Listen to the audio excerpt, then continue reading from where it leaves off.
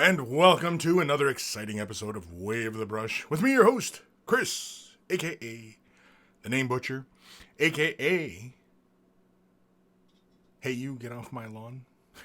Way of the Brush, the most informative 120 minutes on the internet on the wargaming lifestyle. We'll talk about painting, terrain, conversions, and everything under the sun. If you're a first-time viewer, feel free to ask your questions.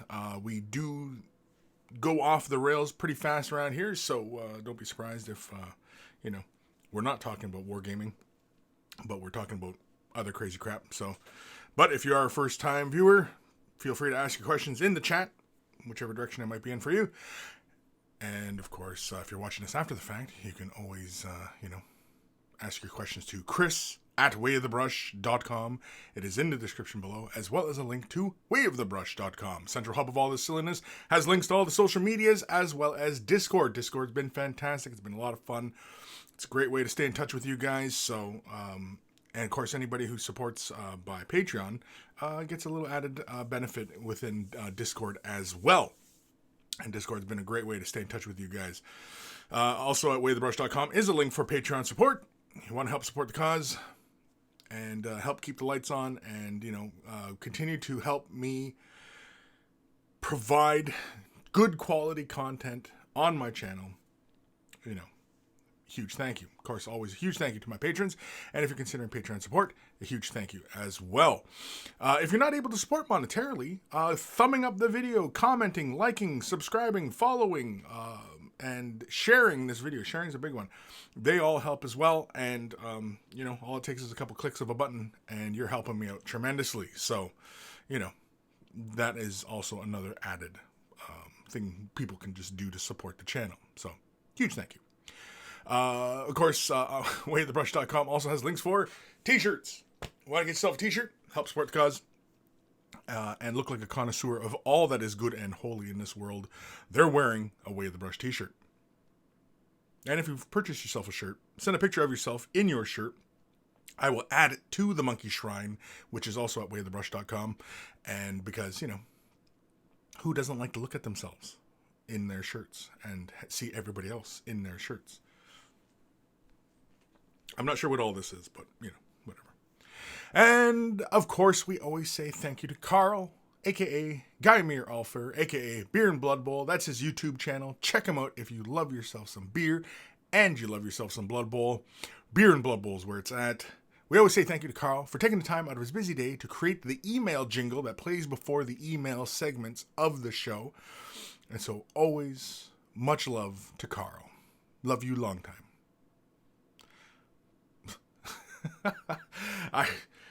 It was almost going to go somewhere weird on that one, but I stopped myself short. Who's joining us? I can see Damien Hibbert, smiley face emoji thing. I don't know. It looks like the little emoji looks like a gumdrop with sunglasses. I don't know what that is. Regular 2-inch brush Lewis. Hey ho boyo. Hey ho boyo. Aaron Seach. Oh, you know what I forgot to do? Let's do that. There we go. Excellent. Optimized. Aaron Seach. Howdy, monkeys and monkey lord. Happy Saturday. Happy Saturday. I know a lot of people are pretty happy about this Saturday today as a long-awaited release from Games Workshop is finally coming to fruition. The Sisters of Battle. I'm not particularly excited about Sisters of Battle. I mean, I don't care. I'm not going to get fired up about any model releases in 40K until I start to see Eldar. Like, more Eldar. Not just one Phoenix Lord. Like, come on. Come on, people. Come on.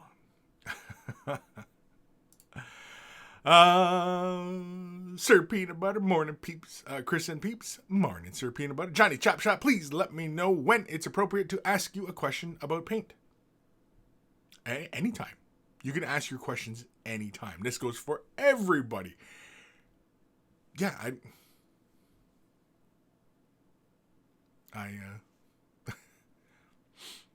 you can just ask your questions. So go ahead.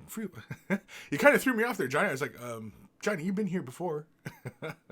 I think you know the rules. I think you're just messing with me. TH, hello, monkey people. Hello, TH. Hail Bop over on Twitch. Mutiny. Mutiny. Mutiny. Cocking 5555. Wave of the Rush, episode 273. My sisters have stolen my wallet. No, my sisters, I don't know if my sisters ever stole my wallet. My daughter, when she was a lot smaller, you know, toddler size, she used to go into my wallet all the time. And at the time, just from what my occupation at the time, I often had a lot of cash on me.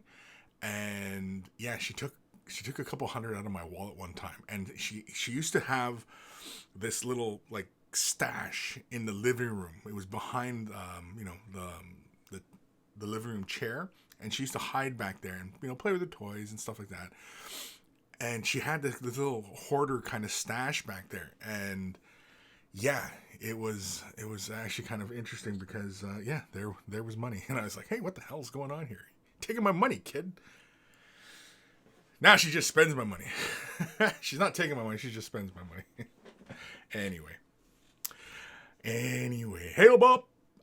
I may get some sisters to paint. Cool. Yeah, I mean, like, you know, anybody who's fired up for sisters, by all means, you know, be fired up for sisters. I mean, you know, it's a long-awaited release. Now, I mean, you know, sisters have been around for a long time. Of course, I found that they've always been kind of lacking as far as an army is concerned. It's kind of like Grey Knights. There's not a lot of unit choices, and there's just not a lot of flair, you know? I mean, well, sorry, not flair. Flair's not right word, because I got tons of flair, but I don't know. They're not that interesting to me. They're just not that interesting, you know? And when I seen the sculpts for them, they were pretty true to the original stuff, which is, you know, I mean, cool. I was kind of hoping we'd get a bit of an update for them, especially since these Sisters of Battle are probably a little bigger than the originals. I'll bet you these sculpts are just a little bit bigger. And I don't know. I once saw somebody had done a conversion of a Stormcast Eternal female and made it look like a Sister of Battle. And I thought, like, for me, in my brain, that was perfect for a Sister of Battle. The current iteration of them is just, I don't know. Meh. Johnny's Chop Shop. If you ever use Minotaur Ghost Tint over silver. Come on, Johnny, you've been following me a long time. You know I've used Ghost Tints over silver many times. The biggest thing I would advise when doing Ghost Tint over anything, be it silver, white, whatever, seal it before moving on to other colors. That's the biggest thing I can recommend, especially if you're doing it by airbrush. Really using Ghost Tints and colors like that by airbrush are really the way to go. You can use them by paintbrush, by all means. But you find that because of if anybody who's been playing with the contrast paints, and you know, you lay down a bit of color onto a flat surface, you can see your brush strokes because of, you know, the irregularity of the bristles and the color building on top of each other. That's why you get those dark points, and you can see deeper color, right? And you can see the brush strokes, and you'll see that with Ghost Tint, because as you build up color, it'll get deeper and deeper, and it's the same kind of thing. It's the same stuff. It's not the same stuff, but it's similar stuff. It's transparent color, you know. So, but anyway, yeah, with Ghost Tints over silver, oh, fantastic, yeah. My Wraith Knight, that's blood red. Blood red, is that what it's called? Blood red, or just blood? Anyway, on top of silver, and I don't have it here, but my Autarch is chrome with Ghost Tint on top of it. Actually, maybe I used Forge World Clear on that one. I might have used Forge World Angron Red, I think. But yeah, you can totally do it. Just seal it before you move on to other colors. That's the biggest thing with Ghost Tints, I find, anyway, in my experience. Hail Bop. Mutiny. I'm taking over the Twitch chat. You can't take over the Twitch chat. You know why?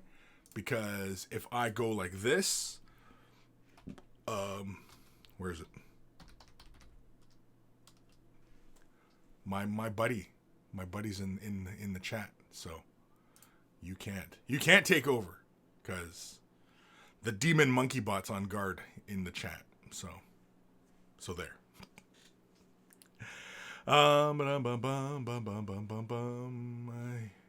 Year of Shorty over on Twitch. Hey, Kris. Hi. Aaron Seach at Johnny's Chop Shop. I have, and it works great. Makes awesome metallic. Yes. Hail Bop. Wish them and Grey Knights were still in one book. Yeah, I mean, yeah. I kind of wish it were. Way back when it was supposed to be Ordos Xenos, Ordos Malice, and Ordos Heretics. And, you know, I kind of thought that they would have stayed with that. I would have thought Sister Battle would stay with Ordos Heretic, you know, but, you know, whatever. I mean, it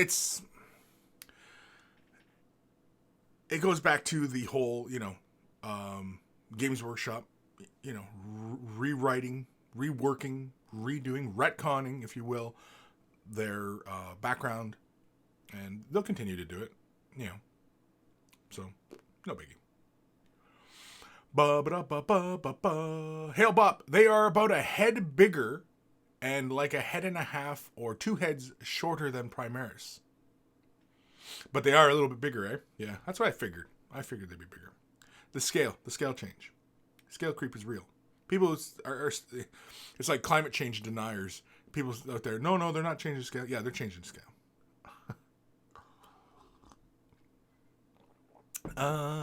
Ghost of Starman Deluxe. I actually converted the Store Anniversary Stormcast into a Sister of Silence. Ooh, that's cool. Cool. Johnny's Chop Shop. I think I'm having a senior moment day. Yeah, no, I mean, like, I've done many videos in the past. I don't know if I've shown... Well, I have a video. Yeah. On my channel here on YouTube. Well, here on YouTube. If you're watching me on Twitch, then it's not... you have to go over onto YouTube where I have my tutorials and stuff. But anyway. Just type in painting metallic red. And it should show up. And I'm pretty sure I just go over how I did my Wraith Knight. And it was... I'm pretty sure I did silver. It might have been Angron red, but it might have been Ghost Tint red. Blood red? Blood? I can't remember. But, yeah. Metallic red. I've shown it in many videos using Ghost Tints. And if it's not Ghost Tints, then it's Forge World Clear Colors. And if it's not Forge World Clear Colors, it's Tamiya Clear Color. And if it's not Tamiya Clear Color, it's... What's another clear color? Well, I guess the latest thing would be contrast. Because contrasts are clear colors. So, yeah. Yeah. And I'm a big fan of transparencies. I'm a big fan of it. Because it's a really great way to build up transitions and effects and create, all sorts of just lovely effects. And in a very minimal amount of time, oftentimes. Now, mind you, and inks. Yeah, transparent inks. I've got lots of transparent inks. Do the same thing. So there's lots of ways. Oh, I got transparent golden transparencies. They're kind of like Minotaur, but they're not. They're water-based acrylics. But anyway, what was I talking about? But yeah, with the Minotaur ghost tints though, I like them. They work great, and the only thing I found in the past when I was using them more heavily, that the color would reactivate, which is why I advise all the time to seal after you put down ghost tint. Seal it in gloss. I would always do gloss, because you can always change it to a matte afterwards, and then apply your next layer of color, be it by brush or by airbrush or whatever. But yeah. Hail Bop, almost done my Stormcast. Cool. You sending an email? Are you gonna send an email? Are you? Will you? Please. I actually got quite a few emails today. Quite a few of you guys sent in emails, which is really cool. So, yeah. I can see Aaron sent me an email. I can see Lewis sent me an email. Oh, Bleep Bloop. Bleep Bloop sent me an email. Legion. TH. We got emails to do today. We got emails to do. Don't worry. Sit back, relax. We got lots of pretty emails to go over. Steve Lyons. Hope you're keeping well, Kris. Greetings from Ireland. Working on my Ma tribe. Great models. Cool. Some Ma tribe, some Oogers. Oogers? From Ireland. You guys getting snow in Ireland? Is it snowing yet? Do you guys get much snow? I went to the UK last February, and it was, it was cold, but it wasn't like cold, and there was like no snow. And apparently it's, not a lot of snow there. And I'm like, what the hell? We get buried in it. We just, like last Monday, we got like a foot of snow. It's almost gone. It's like, I can see my lawn again, but yeah. Hail up. Next week. Next week? Yeah? Okay. All right.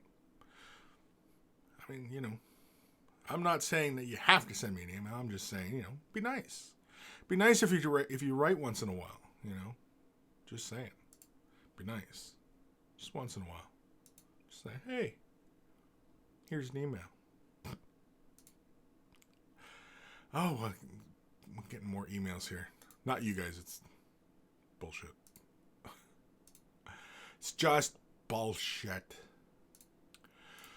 So yeah, Sisters of Battle. Yeah, I'm not terribly excited about them. I know there's a ton of you out there who are super excited, and feel free. I'm more of an Eldar player myself. I don't get excited about Space Marines. I don't get excited about Orcs. I don't get excited about Necrons. Just Eldar. I'm just only interested in my Eldars. That's it. That's all. Steve Lyons, we never really get snow, but if we get oiled 2 or 3 inches of snow, the country shuts down. Oiled? I mean even. Oiled. You get oiled? But if we get oiled 2 or 3 inches. What? When I lived in Memphis, Tennessee, it was kind of like that because it's really hot and, they usually don't get any snow. And they got like an inch of snow one day and, the highways it was like Mad Max. Cars were all over the place and, fires and it was destruction. And yeah, it was chaos. It was bedlam. It was anarchy. It was a lot of fun though. Around here, yeah, it's usually the first couple hours. It's usually the morning when everybody forgets how to drive. By around noon, everybody's like, oh yeah, I remember how to drive in winter. Oh, right, And I don't know why that is. Why is that the first day of snow, everybody forgets how to drive in the winter? And I don't know what that is. I think mainly because, like, even in this area, and I'm sure it's the same pretty much everywhere, because I'm sure everybody in their town goes, oh, the drivers here are freaking terrible, you know what I mean? Like, these freaking morons all over the place. Like, they don't know how to drive, they're morons. And you can say that, it's probably true of every town you go to. And it seems to increase twofold the first day of snow, especially in northern climates. Anywhere where it's really hot and you don't get a lot of snow, shut up. Yeah, it's usually that morning commute when everybody forgets how to drive, and all you got to do is just slow down. That's it. All you got to do is slow down. Just slow down. Quit driving like a maniac. Slow down. And, everything will be fine. Right? Because and I don't get it, especially in small towns. Everybody's speeding everywhere. And it's like, why are you speeding? You're speeding your way to go nowhere. I mean, you're in this tiny little town. You're not going anywhere. You're going from your little place to, your shit little job. Why are you speeding? Like, I don't know. I don't get it. Sarah Naver. Hey, Kris, what's going on? I'm just bitching about drivers. TH, is it because people forget about winter tires? Possibly. When people, but I mean, like, we have, like, there's 3 sets of tires you can get, right? Regular tires, You can get winter tires, and you can get all season. All season, obviously, you can drive them all season, right? Basically, they have a deep enough tread in them. And actually, all season, they're pretty good, especially where if you get like lots of rain, or you get even in the fall, you have like a lot of the streets have a lot of leaves, and that actually kind of becomes a slight problem because the leaves, and when they get wet, it becomes this pasty mess on the road. And you know, if you try and stop on a bunch of leaves, anybody who drives and tries to stop on a whole bunch of leaves, your car, it's like a carpet, and you just keep going. And so you can slip on that too. High water, your car can hydroplane across the water if you try to come to a sudden stop. So having deeper treads on your car, and you know, changing your tires regularly, yeah, makes a lot of sense, because you're just gonna get in a freaking accident. And you know, if you can live with yourself with the idea here, okay, imagine this is for everybody who drives or is learning to drive, okay? If you're okay with driving around on bald ass tires, okay, imagine you're speeding to whatever stupid ass destination you're going to, and you shouldn't be speeding. You try to come to a sudden stop, your tires slip, and you hit some woman and her kid in a stroller. Now, how good would you feel about that? Okay, imagine. Oh, you don't even hit the woman; you just hit the stroller, and you see that little kid come flying out of that stroller. How would you feel? Would you feel good about that? You imagine this whole scenario in your head. Do you feel good about it? Because if you do, well, you and I aren't going to be friends. I can tell you that. If you're going to live with it, yeah, we're not going to be friends.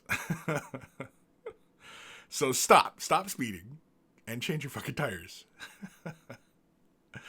Year of Shorty. The Monday I wasn't speeding, but hasn't gotten any my snows on and couldn't stop. Yeah, exactly, man. There was slush and ice underneath. Yeah. Oh yeah, definitely. When it's kind of mild and like you get a lot of snow, the roads become very greasy, and it's like driving around on Crisco, right? Your car is just and there's no traction, and you're just kind of sliding everywhere. And yeah, you got to switch. I mean, at least to all seasons. And if your car is a front wheel drive, and you can't afford a full set of tires, I mean, just change. If your car's a forward wheel drive, then just change the front wheels. You know. If it's rear wheel, change the rear wheels.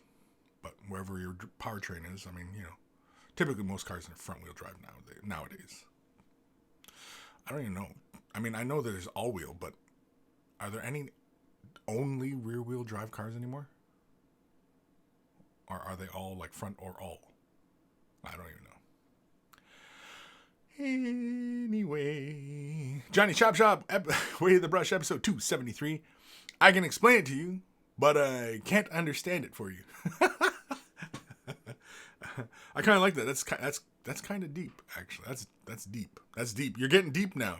We're only holy shit. We're already 25 minutes into the show, and we're getting deep. We're already deep.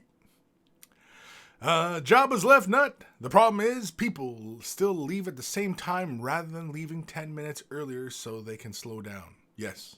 Yeah. That's what it is. It's people don't adjust. People like, especially when they're working regular 9 to 5 kind of, work, you don't adjust. And people don't adjust. Like once you fall into a habit, yeah, it's the habit. It's the safety of a habit, and people don't like changing it. And that's why people get all, it's the first day of winter. This snow, and but I never get worked up about the weather or what it's doing or, adverse conditions. I think really because, I was talking about this, I think a few weeks ago, is just kind of being in the moment, being present. And when you're always present, whatever the day happens to throw at you, it doesn't really affect you. Like, it doesn't affect you in any kind of adverse way, especially when you try and not live your life by your habits. You know what I mean? Your habits kind of dictate how your day goes. Whereas I try not to be like that. Try. There's still, I still have some things where it's a habit. I mean, I don't know if it's a habit or if it's just a deliberate choice and I make it a habit. But like, for example, I have the same breakfast every day. Corned beef hash. Delicious. I love it. Get a little portion of it. My wife prepares a whole bunch of them. I just nuke them, gobble it down, start my day. And, and that's it. I don't have to think about my meals. And yeah, I'm pretty sure I've talked about this in the past. I've often considered kind of just wearing the same thing every day. Just have multiple copies of it, obviously because you got to do your freaking laundry, right? But, it frees your brain up from these really kind of mundane things. And I get really annoyed. Now, it might be my autism or whatever, but I get really annoyed by mundane things. Trivial, I get really annoyed by them, and I find them very taxing at times. I need new challenges. And when I'm confronted by just ordinary things, I'm just, I have no interest in it. Anyway.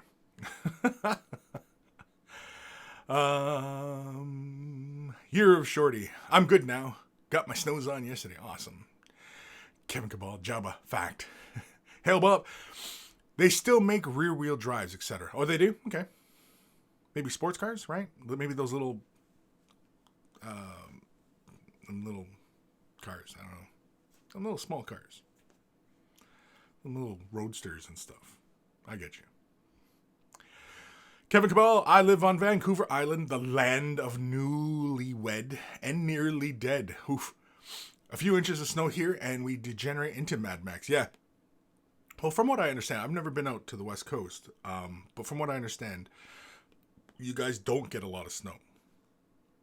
Like, the window for snow is very, very small, despite being, way up in the northern hemisphere. I guess kind of maybe because, like, the Pacific is always keeping you guys warm kind of thing. Something like that. Anyway. C.W. Kreiner. Jeebus, the Bone Tithe Nexus is huge. The Bone Tithe Nexus. Which one's that? I don't know. Hail Bop, corned beef. And then the little cat emoji. I don't know what that cat emoji means. What does it mean? I don't know. Johnny Shop Shop, Way of the Brush, episode 273. Always use new rubbers. I think that goes without saying. I mean, in a pinch, I suppose. Or if you're in a group session, you could share, I guess. Right? Talking about tires. Weirdos. Kevin Cabal, not a lot of snow, but it is heavy, wet stuff. Basically, it snows slush here. Ugh. Blech.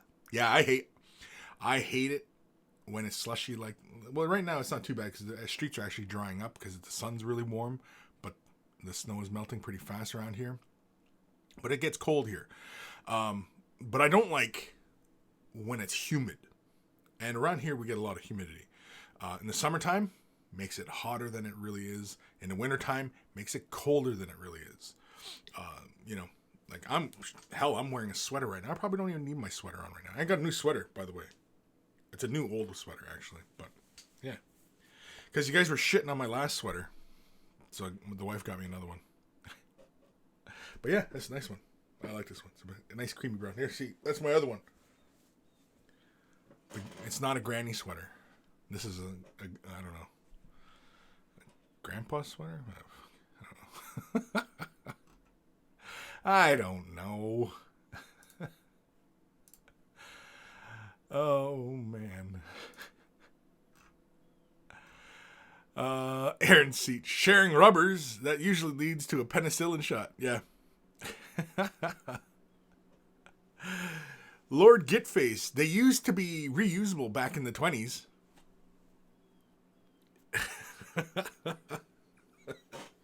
Yeah, but would it, like, what do you just run it under the sink or something? No.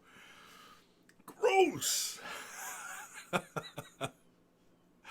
Oh, this is all awful. This is awful. This is not a good topic. This is a terrible topic. It's terrible. Reusable rubbers. Like, could you imagine something you just throw in the washer? You know what I mean? Put it through the dryer and stuff, then re-roll it like a pair of socks or something. Oh shit! Oh man, that's nasty. We're talking about tires still, right? We're still talking about tires. Oh my god! No, no, no. No. Oh, awfulness. Awfulness. Just. Yeah, I can imagine reusing. I mean, like, is that what probably led to, like, the baby boom? Maybe it wasn't the Second World War, but maybe just because everybody was reusing rubbers. Lewis. Here in Scotland, if we get more than 1 centimeter of snow, the country collapses and the news has a mental breakdown. Oh, I'd imagine. George Hintz over on Twitch. Hello, Monkey King. Just able to make the show. Just able to? You're just able to. And nothing else. You're just able. This is it. This is all I got going on today. Watching Way of the Brush. That's all I got. I'm just able to do this. I can barely lift my hand for the remote. This is all I got.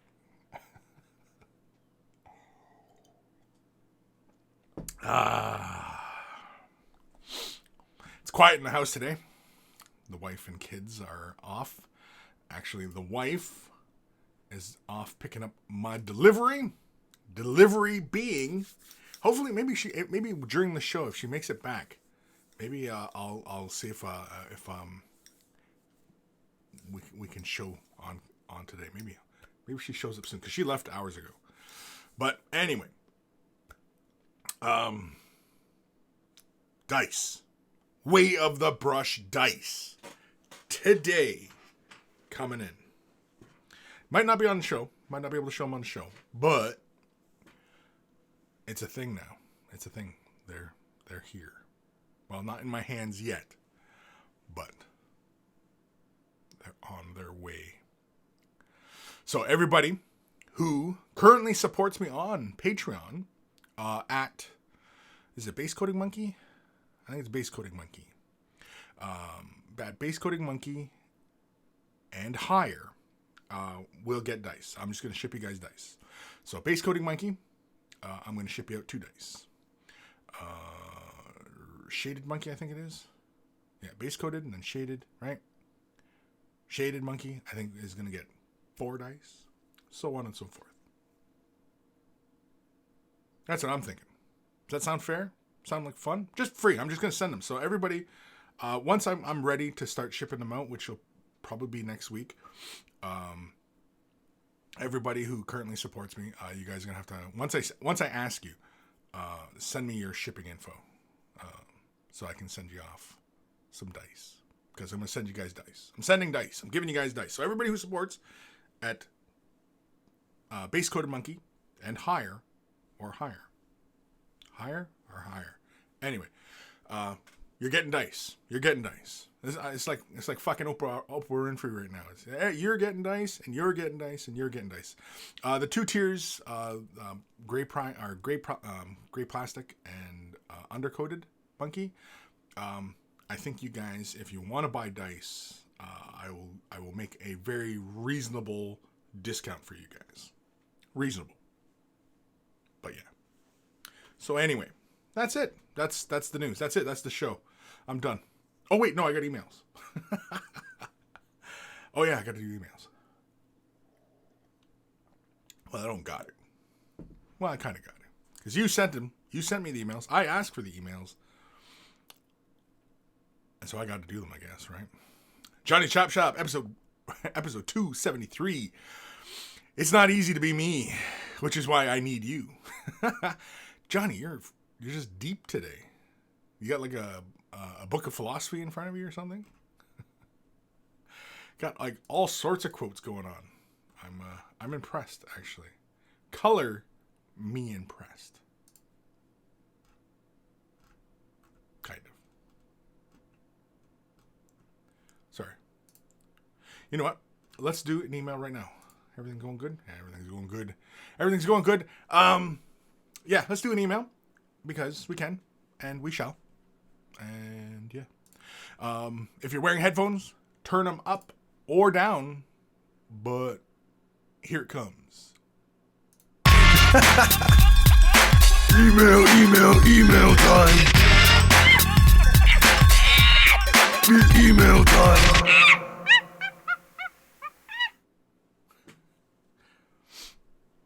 Oh, is the freaking thing done? Oh, I'm a dummy. I didn't even get this ready. This is from our good buddy Aaron. Howdy, Kris and monkeys. Here is the battle wagon I've been working on for the last couple of weeks.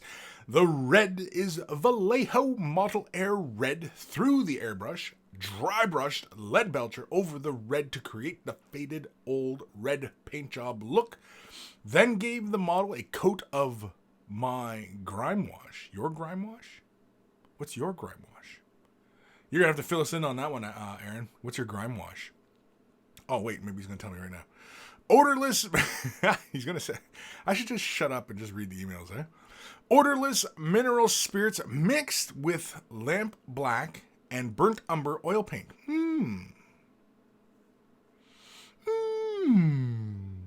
The crew are all painted using contrast paints and a few little highlights. The red ones go faster. Blessings and CC always welcome. Oh, great monkey lord, Aaron Seach, a.k.a. Seach and Destroy. And so, let's have a look. Let me switch cameras here. There we go. I like this. I like this a lot. I like the griminess of the vehicle. I like how the orcs stand out from the vehicle. Like, it's not like the red of their jackets is the same red of the vehicle. I kind of like that, how there's a lot of separation. I like the boldness of color on the orcs, as opposed to the more muted tone of red that's on the tank or truck, wagon, whatever. I like that because it immediately draws your eye to the orcs.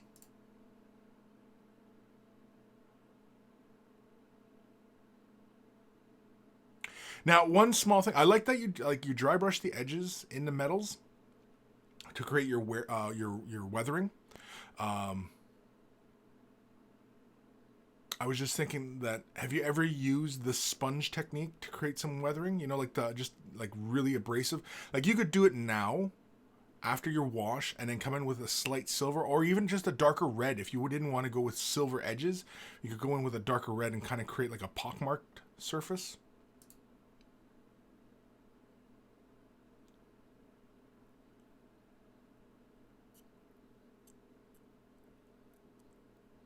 Yeah, it's a very old school kind of technique to do like the large grimy surface like this. I like it though. I like old school techniques. No school like the old school. Yeah, like I'm looking at like the paneling. I like it. Like I'm looking at the left panel of the cannon. And I really like how it's just, you can see the streakiness. And I think if you were a little bit more deliberate in how you were wiping away your wash, I think you could have used it to really great effect. For example, like around your bolt heads, I could see some of them it's gathered and some of it hasn't. And I think if you were a little bit more deliberate and leaving it around those bolt heads, allowing a bit more shade, and also being mindful of the direction in which you're wiping the paint away. So these streaks actually give you more streaks. So on side panels, pulling downwards, giving you that impression of that grime. Now, here's another idea, okay? When you're doing something like this, turn the panel, the way you're viewing it, hold it upside down, and do the same process of wiping away. So basically, you're creating a darker coloring on the bottom, and it actually has like it'll look more like sun faded and like rain damage if you pull the weathering in the opposite direction. But you kind of have to hold the part upside down and wipe away. So you know how like when you're pulling it and you're pulling, more color is coming through your base layer and it's getting darker towards the bottom where you get more griminess. But if you're holding it upside down, then and when you view it right side up, it'll be darker up top and lighter at the bottom, and that gives you another impression of weathering. Believe it or not. Again, these are all old techniques, and yeah. For the top surfaces, I simply dabbing the surface and just drawing the excess off and allowing some of that texture to remain on the flat upper surfaces. But this kind of technique, though, Aaron, is excellent, especially when you don't really have the confidence in going into a lot of other fine-tuned kind of techniques, and you just want to get the model done and get it tabletop, and so you can play with it and all that.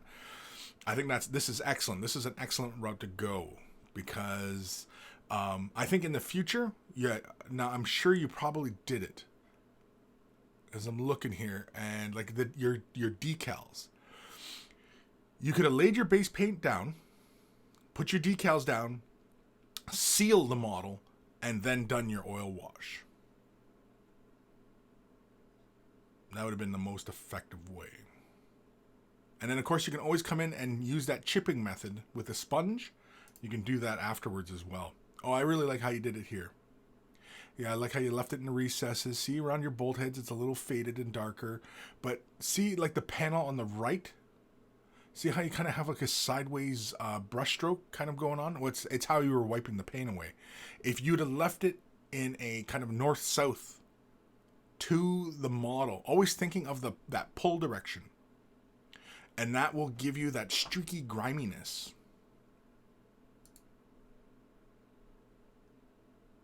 And when you're dealing with the top surfaces, the surfaces that obviously are like skyward, you do a straight on kind of dabbing and a pulling kind of method, and not so much not pulling, sorry, but because on the sides you're doing a pulling, you're doing a downward pull, whereas on the top surface you're more of a dabbing it, like straight on in and out kind of motion with your paper towel or whatever it is you're using.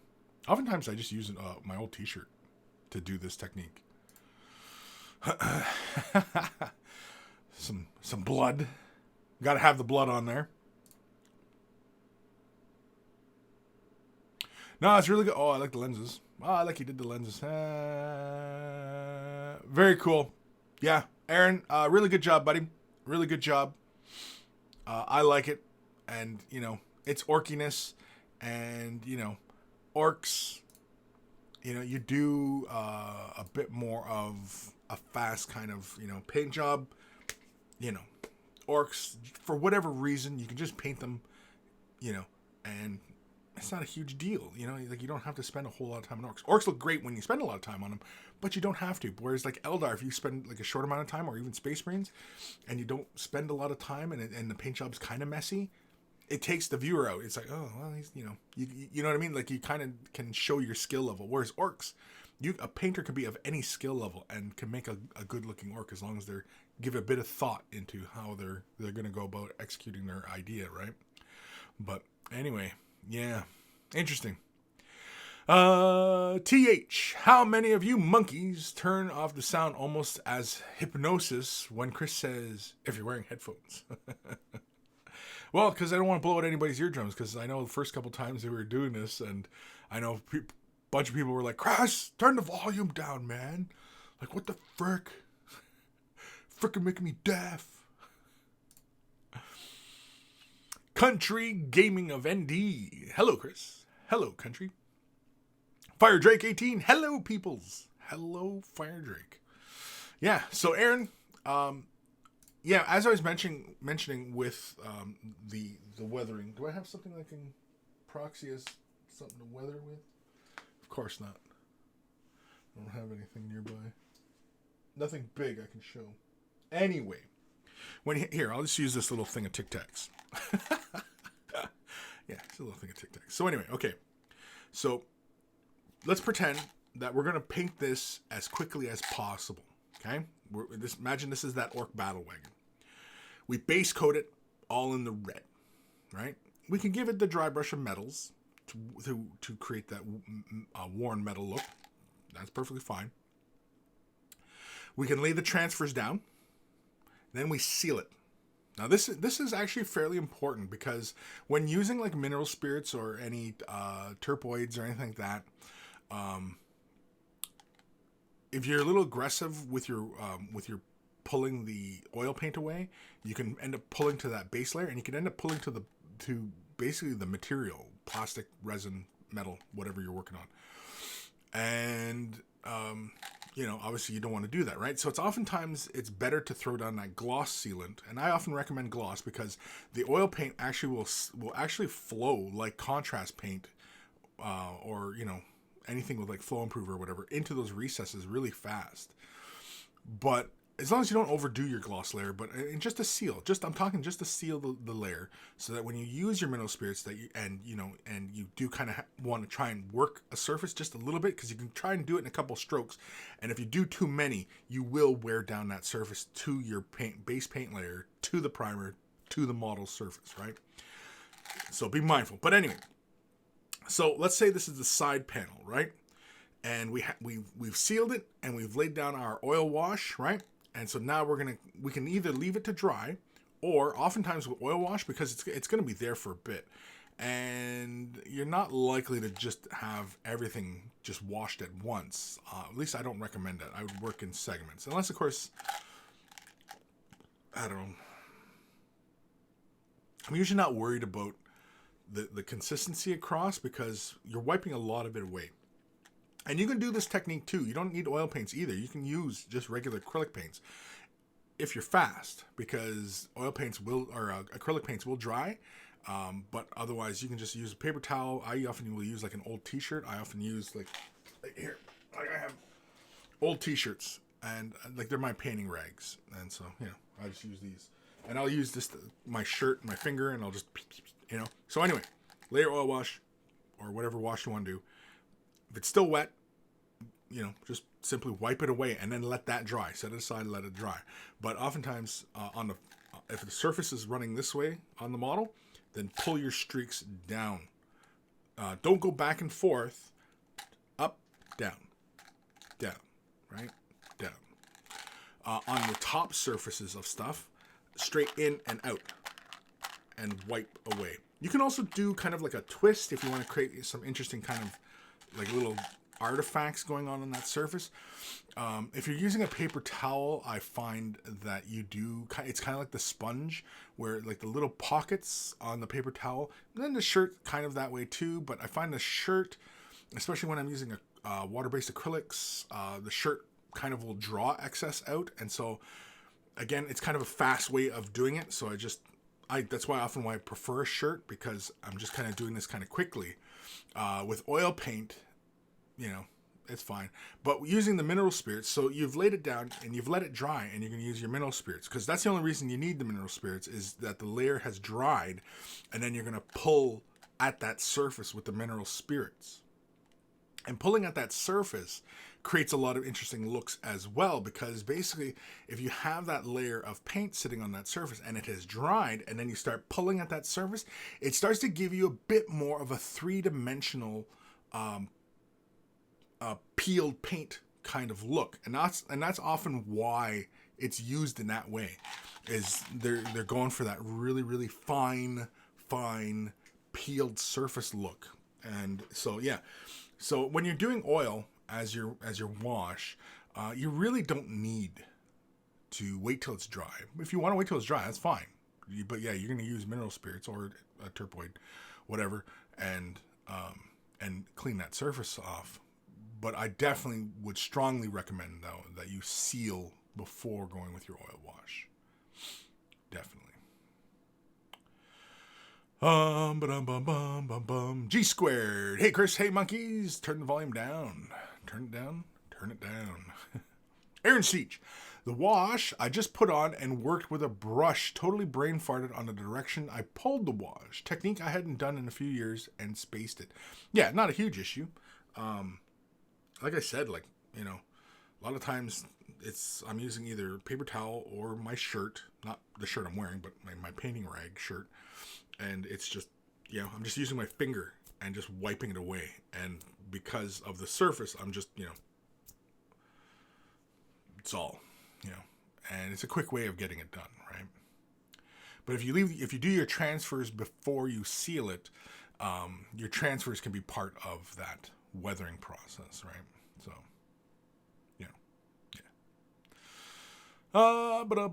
Fire Drake 18. I was going to post all the crews for core space and I procrastinated and then got scared. I thought these are game piece level. Next week then. Eh? Got scared. Yeah, just show what you're working on, dude. They don't have to be, paint them to whatever level makes you happy. They're your models. Paint them how you want to paint them.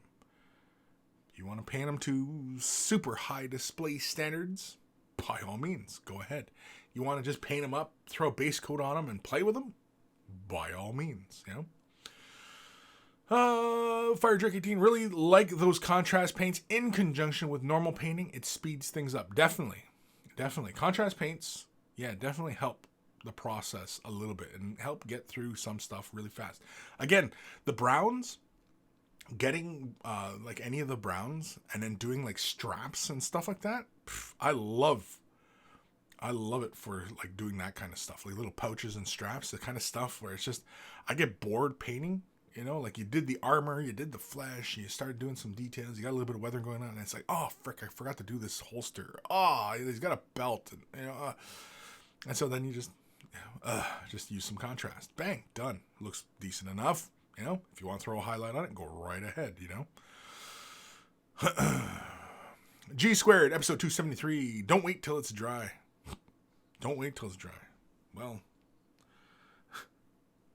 yeah, that's some true facts for you. Don't wait till it's dry. I was going to go somewhere else with that, but never mind. Country gaming of ND. What's of ND? What's ND? Gaming of ND. I don't know what that is. I'm lucky. Most of my area has large numbers of gray miniatures. So my bad painting still looks better than them. Are you the painter of your group? Because every gaming group, there's always somebody in the group who is the painter. There's always, he's Golden Demon. He's he's Crystal Brush. He's the Bob Ross of painting, and so everybody's always got a group and somebody like that in their group. Every group, just about. I have not visited every group, so it's kind of a falsehood making that kind of statement, but I'm pretty sure it's a safe bet because most war gamers are all kind of similar kind of folk, and like-minded folk tend to gravitate towards each other. Oh, it's North Dakota, ND of North Dakota. Oh, okay, gotcha. G squared at Kris. That's where I was going with the title too. I know. I know. Dirty old man. I get it. G squared. I get it. Dirty old man. No, I totally get it. Country gaming. No, I'm the refuses to play unpainted, but do a mediocre job. We have a few amazing painters, but a lot more no paints. Yeah. Well, like I said, usually within the groups, there's somebody who's the painter. Everybody else tries to get their painting done. Usually everybody else has, a lot of unpainted, right? In my experience, anyway, that's the way it usually runs. Anyway. But, gaming groups tend to, they're all little cells of the same kind of thing. There's always a few of guys in there, the power gamers. There's always the guys in there who are always on about, the background, the fluff, and, stuff like that. There's the modelers, there's the painters, and there's the guys who just won't shut up. Because I know there's a few of them in there. There's always one or two of the guys in there who just don't shut up. So. Which one are you? I assume anybody who's tuning in to me are the people who obviously are painting, wanting to paint, trying to paint, and painting. Nick Dumont, my group has 3 painters. It's nice to have people to bounce ideas off of. Yes, definitely. Oh, definitely. Oftentimes, I see this a lot with a lot of painters. Especially when somebody starts to get to a certain point in their skill level, they start to become very, closed off. And it's like, well, how would you do this? Oh, well, and then, and I find it a lot with painters. I mean, you get that kind of attitude too with the gamers as well, but with the painters, yeah. And I think it has to do with the fact that with so many of the painters and within every one of these little cells, everybody within that cell is telling that painter, ooh, what a great job you're doing, which equates to, ooh, you must be really awesome. And you're a really great painter. And, well, you know what I mean? And they end up heaping a lot of praise onto them. Not to say it's not,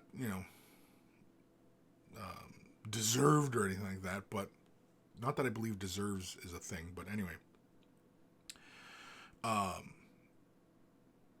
They often, are sitting there taking this kind of praise, and it kind of builds the head up a bit, right? And, and it kind of builds the ego up. And so then, you get a lot of miniature painters who, within all the little cells, think they're really great. And then when you get a bunch of them together. Anyway.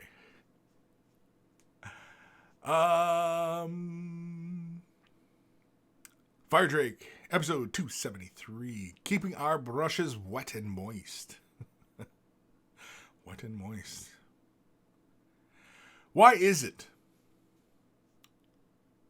that people have an aversion to the word moist? Why? I don't understand that one.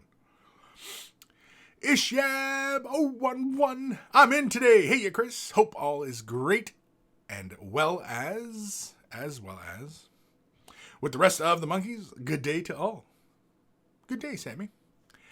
G Squared, episode 273. Keep your tip wet and moist.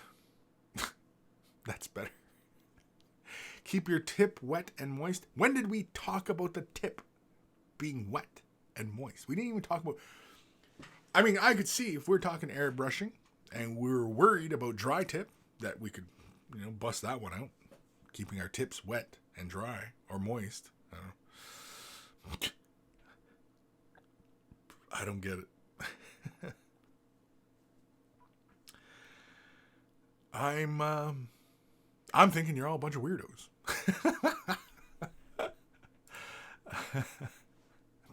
I'm definitely thinking you're all a bunch of weirdos. Let's do another email. Let's do another email because we can, and I probably should get this set up to do an email. This one is from our good buddy Lewis. Hi Kris, hope you are well. I discovered this hobby about 11 years ago, but only recently I have seriously attempted to improve my skills and build a 40k army. I still remember my first attempt at painting a spear goblin from Battle for Skull Pass. I then finished a squad of orc knobs, some Tau, and finally settled with building a Necron army. Anyway, I've now got my own dedicated space for working on projects, and rather than dive straight into my Necron army, I decided I'd practice my techniques on some Airfix Revel models. Here's my most recent project, a Stug 4. This is 5th scale model I've ever. This is the 5th scale model I've ever completed. Let me know what you think. Cheers, Lewis, regular 2-inch brush. So let's have us look at his Stug. Ooh, I like ye. Hold on, there we go. I like you. I like your weathering. I like you got the multiple tones going on in the oil streaks and such.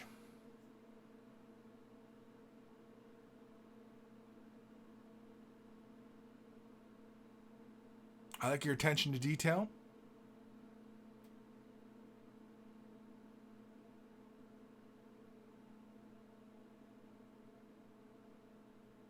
I all round like it. The weathering really does bring this together.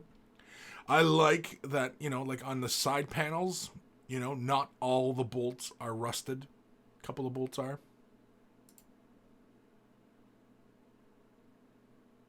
I like that texture on that tank back there. I like the little rope. Some great details.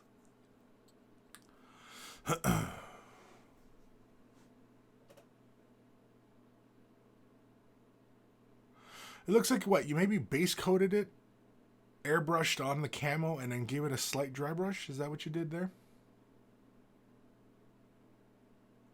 I think some of these back panel surfaces could have used some of the weathering. The front end feels very weathered, and yet this back end doesn't feel very weathered.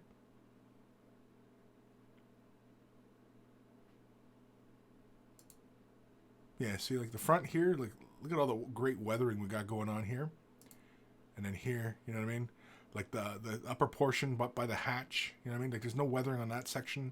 The main hull, where the rope is hanging, it's, so got some shadow around the bolts and stuff like that. And then the track guards, there's no weathering there either. I think we could have used some weathering there. See, like on the front here, look at that. Like that looks really great. It's awesome.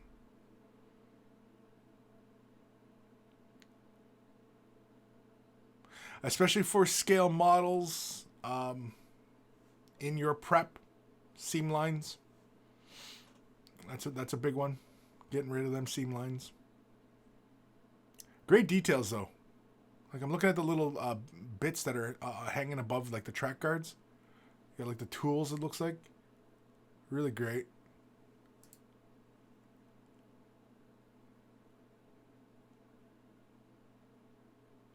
That pock surfacing on the armor, did you add that?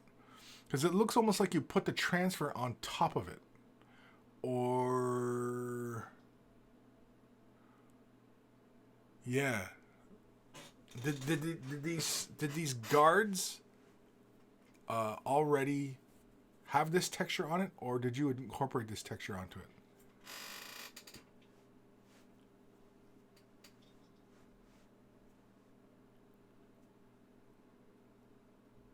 But I like it. I like the irregular use of your weathering on the bolt heads. Oftentimes I see kind of regular weathering, like not all bolt heads, corrode the same way or at the same rate. Yeah, above the track guard, I really like how you have that slight rusting around the pipe, and I don't even know what the hell that shit is, but I really like it.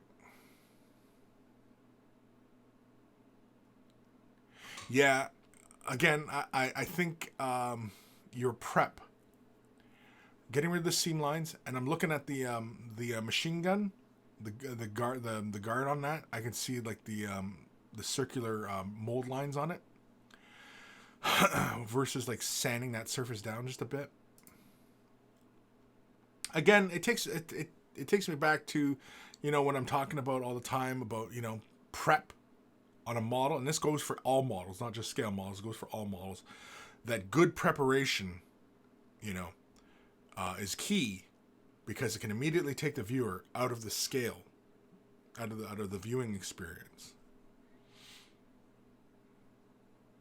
But overall, I mean, fantastic work. I really like it.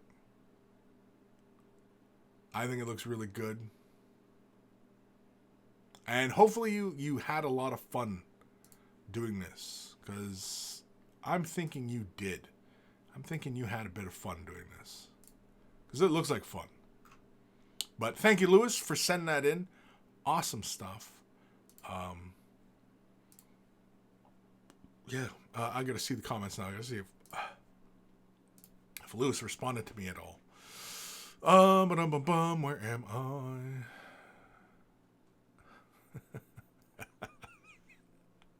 Fire Drake 18. A wet tip is a happy tip. Now,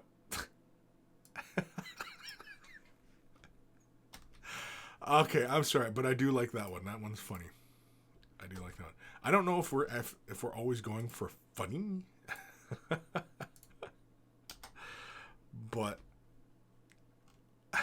that's what we're changing the title of the show to.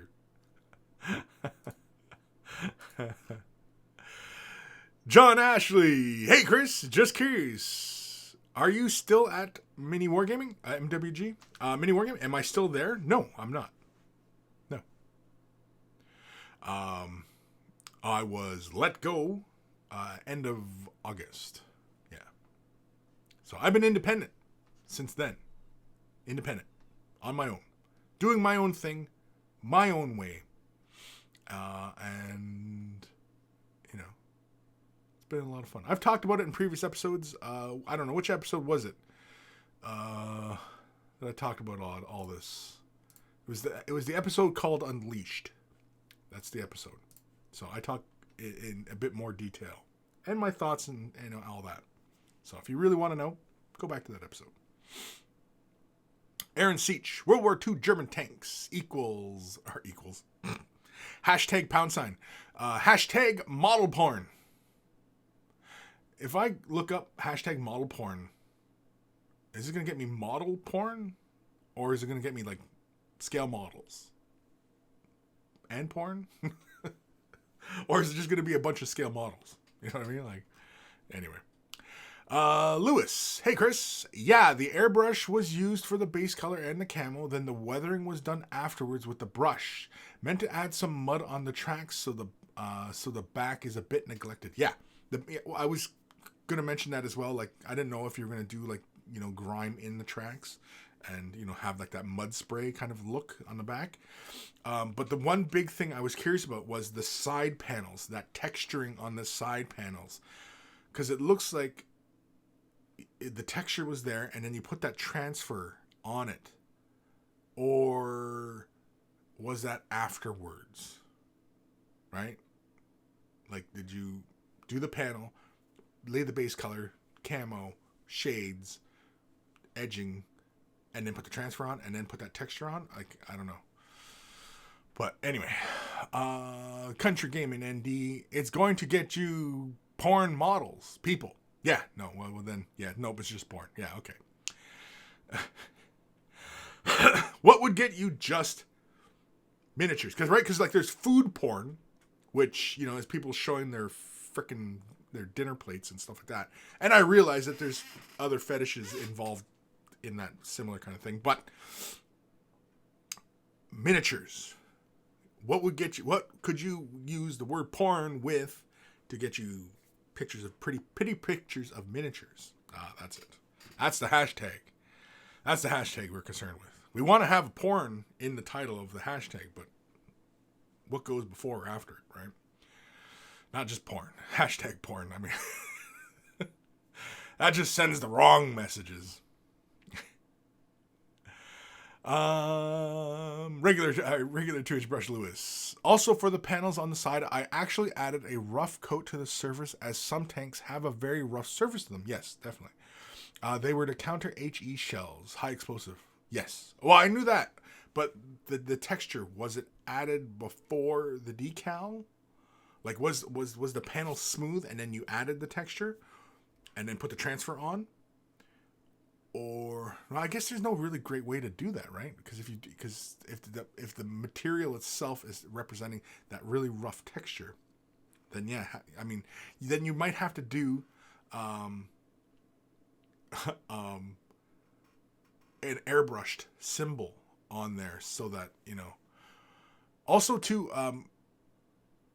using decal set. Do you use decal set when you're doing your decals? Because that is one of those things that just makes life so much easier when dealing with decals. And I realize that there's a lot of people who don't use decal set who want to have their decals on their models and they don't use it. And then they're like, I hate decals and blah, blah, blah. You know what I mean? But once you have decal set, like a solvent solution, yeah, it makes life so much better. And decals look so great when you are doing it. So maybe look it up. I use Walthers. Where's mine? I don't know where mine is. Mine's around somewhere. But I use Walthers decal set. It's my favorite. I usually find it in most train supply places. I don't know if I've ever gone into any hobby shops and actually seen Walthers. It's usually in train stores. Guys who are doing like the model trains. Yeah, it's usually their stores that I see this stuff in. Like it's common. Anyway. J Kooky 88. Mini porn? Or would it just be little people porn? Yeah, see, mini porn? I wouldn't hashtag that one either, people. Miniature porn? No, I don't think you want to do that one either. I mean, you guys really shouldn't be trying out all these different hashtags, especially if you're on a computer that's not your own. Oh my god. Lewis, the panel was initially smooth, then added the rough coat, then airbrushed the camo, etc., and then finally the decal. I used microsol to try and conform it to the rough space, but still getting used to it. Okay. So yeah, you were using a solvent. Okay. Yeah, you got to really kind of, like with the solvent, you just kind of just lay a fairly generous amount onto that decal and then leave it alone.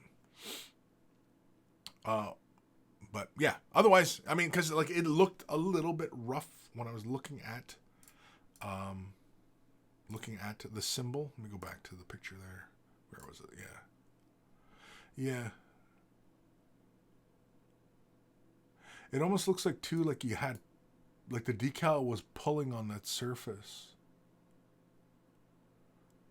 Like you were trying to conform it to the surface, and it pulled. The decal pulled.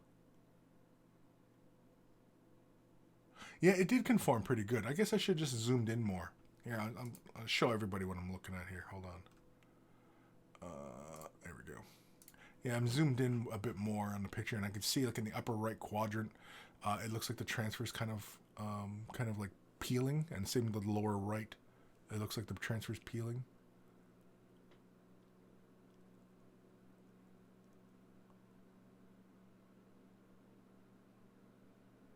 No, I stand corrected. Like I can see like the little texture things are poking through the decal. I guess I should just took a closer look at it before I started talking, I guess. No, that to me that looks pretty much as good as you're gonna get it, but I think you might have been playing with it before it fully set. And when you lay the transfer down and you use that stuff, yeah, you gotta apply it and then leave it alone. Don't play with it when you're using the transfer set stuff. But anyway, thank you, Lewis, for sending that in. Awesome stuff. Yeah, you know, it's fun. I recommend people just do model kits for giggles. Just, you know, just grab an old car, World War II kit, or whatever, plane, boat, whatever floats your boat. And, you know, yeah. Just to take a break, especially for a lot of you war gamers out there. You know, you're doing all your Space Marines. You got 500 Space Marines to do. It's like, oh my god. Just stop. Do a Bandai kit. Just do a Bandai kit. Just do something different. Just do something different. But apply the skills that you have to that kit and see what you do. You know? It's a lot of fun. Oh. Fire Drake 18. I think you try internet roulette type model porn. and click the feel. I feel lucky. You never know where the sweet lady web will take you. We're living on the edge. Oh God, no, don't. Aaron Seach. Wasn't meant to be porn. I just made that shit up. I should have known better. LOL. Well, no, because I know there's a hashtag food porn. I think it's like food porn or foodie porn or something like that. And I know that one gets used a lot when people are showing like their plates of dinner, right? So I know there's that one. I don't know if there's that one for miniatures. Maybe wargaming porn? Maybe wargaming porn. No, that might get us something else. Might just get us regular porn. I don't know. Oh, man. Aaron Seach. One thing you could do for the side panels, heat up a nail and push it through the plate. Not enough to go through, just to make a dent. And then paint the dent silver. Makes good battle damage effect. Yep, definitely. Dremel, rotary tool, if you have one of those, that's another one for creating the battle effect. I think the benefit of using the hot nail kind of trick, especially if you use a small finishing nail, and if you kind of poke it through, if you poke it all the way through, you can kind of quickly kind of work the plastic, and then with like a set of tweezers or whatever, your X-Acto blade, you can pull the panels out, you know what I mean, and create that torn metal kind of look. This is torn metal, apparently. So, if you're not looking at your screen, I was miming torn metal, which apparently is this. This is torn metal. In case anybody was wondering. Aaron Seach, episode 273. Don't pound sign that. Don't pound sign that. Don't pound sign that. Johnny Chop Shop. Now that you're gone rogue, are you going to do other model genres?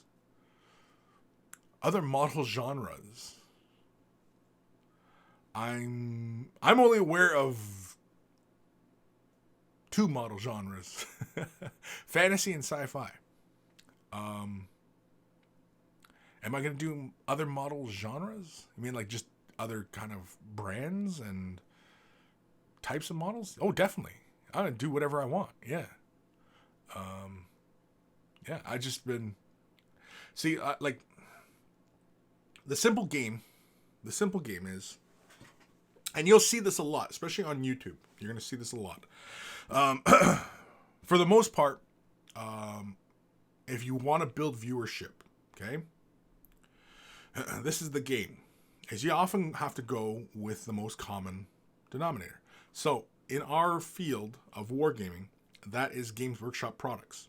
So, if you want to get viewerships, cover Games Workshop shit, right? Because it's most popular. Everybody's looking for the most information on that. Lovers and haters. Doesn't matter. What's the poster child of Games Workshop? Space Marines. And Stormcast Eternals nowadays. But anyway, usually it's Space Marines. So, you want viewerships? Painting videos? Paint Space Marines. Very simple. Now, I haven't painted a lot of Space Marines on my channel so far. I've been doing other stuff, but I've also been doing some current kind of stuff. So that's kind of why it's that way, because just driving up viewership. I mean, if I can drive up viewership, then that means more people see my work, more people who are likely to support the channel. So it only makes sense. So if I, every once in a while, I might do something that is a little off the beaten path. But, I mean, the goal of this game is driving up viewership. Because more views. I'm not, like, YouTube revenue is shit. YouTube revenue is shit. So, it's not like I'm throwing lots of commercials. In fact, I even forget to adjust the commercials. I don't worry about the commercials on YouTube. Because YouTube doesn't pay much. And anybody who's trying to play this wargaming YouTube content creator game, if you're trying to get everybody to your YouTube channel and for banking on that YouTube dollar, you're going about it wrong. Going about it completely wrong. YouTube is YouTubing. YouTube is just an advertising platform. It's just an advertising platform. That's all it is. So, yeah. But yeah, and that's why on my channel, yeah, I'll be mostly current stuff. And yeah, every once in a while, yeah, I'll bust out something else. I mean, like, my getting projects done, which I'm trying to get into the role of. I wasn't able to film one last night. I was going to film one. I initially was going to film one because I wasn't supposed to be out yesterday as long as I was. I was out all day yesterday because I was actually picking up stuff for my studio, and I also went to Amish town. Not Amish, Mennonite. Hanging out with Mennonites. And yeah, so yeah, I was busy all day yesterday, and I wanted to. By the time I got home last night, I started watching Star Wars Rebels, and called it a day. So, yeah. But yeah, I mean, like, covering other stuff and obscure games. Actually, some other company reached out to me, and so I might cover their models. They apparently had a fairly successful Kickstarter, and so I might cover their thing. They're interested in me doing tutorials for them, just to advertise and showcase their models. Which, is part of the game. That's the game, man. And it's advertising. So, yeah. Anyway. J Kookie 88. Speaking of Space Marines, how do wood you paint the straps on the back of a Space Marines? Same color as the armor or metal color? It's whatever you want. Usually those little straps like you see on those backpacks, I usually do them black. I usually do them black with a little edge of gray. But yeah, same with when you see like the front vents. Oftentimes I do those black as well. With maybe the where the coupling is, I do that silver, or the entire thing is just black. Like Mark 6 armor has a bunch of hoses in the front, always black. Even if the model's black, do it black. If he's white, black. If he's red, black. Yellow, black. Blue, yellow. No, black. Country Gaming of ND. Wargaming porn is a lot of gay soldiers. Sure. I don't know. Why would it be just gay soldiers? Porn's not gay. Porn is not strictly the domain of gay.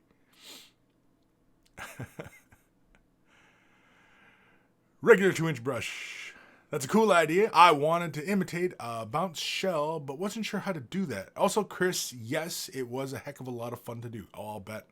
I know. I keep seeing my Bandai kits, and and I've been watching a lot of Star Wars since Disney Plus, and yeah, Mandalorian. I love that Mandalorian show. The show is great. If anybody who's not watching Mandalorian and you love Star Wars, I don't know what you're doing with your life, but the show is great, but it's too freaking short.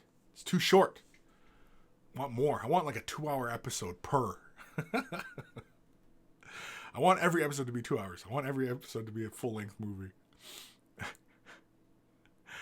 The Grand Wombat. I've never caught you live, Kris. Wanted to pop in, say hello before I dashed off to work. Well, thank you, Grand Wombat. A wombat? Well, anyway, have a safe day at work. Whatever it is you do, just be safe. Country Gaming of ND Western. Love the WWX range. Must have been something else we were talking about. I don't know. Firedrake 18. Hey Kris, I hope you do more videos with you assembling and painting projects from start to finish. That's kind of what I'm doing. Firedrake, I don't know if you're a Patreon member or not. I kind of thought you were. But anyway, you may have noticed that I started posting pictures of videos of the corpse grinder. That's going to be a little bit beginning to end. It all depends. I mean, like, I also have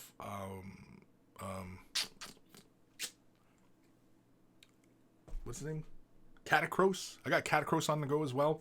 And, guaranteed another big project going to come along and, going to want to suck up more of my time, so I'm going to be divided. So I got to hurry up and, get this shit done. Country gaming. WWX is Wild West Exodus. Oh, okay. Oh, I see what you mean. Okay, so we're talking about like other company lines. Gotcha. Genres. Oh, the Western as a genre. Got it. Sorry, I had to kind of catch up there. Yeah. Ernie Jr. That would be awesome. Do it, bro. Yeah. Fire Dragon, maybe live projects. Just pop in some headphones and do whatever. Headphones, so no copyright issues. Sure. I mean, like, I just did the Getting Projects Done video, which was, I had also done another one previously, and because I want that more of a regular thing. And I think what I'm going to do is, whenever I've got a moment where I'm just kind of, I probably should film something and get some other auxiliary type stuff done. Because I'm trying to get those corpse grinders done, because we're going to finish up our current campaign, the Dust Falls campaign, and then we're going to go into the Dark Uprising campaign. So I want to get these guys done. But I also have a fun idea on what I want to do for these corpse grinders.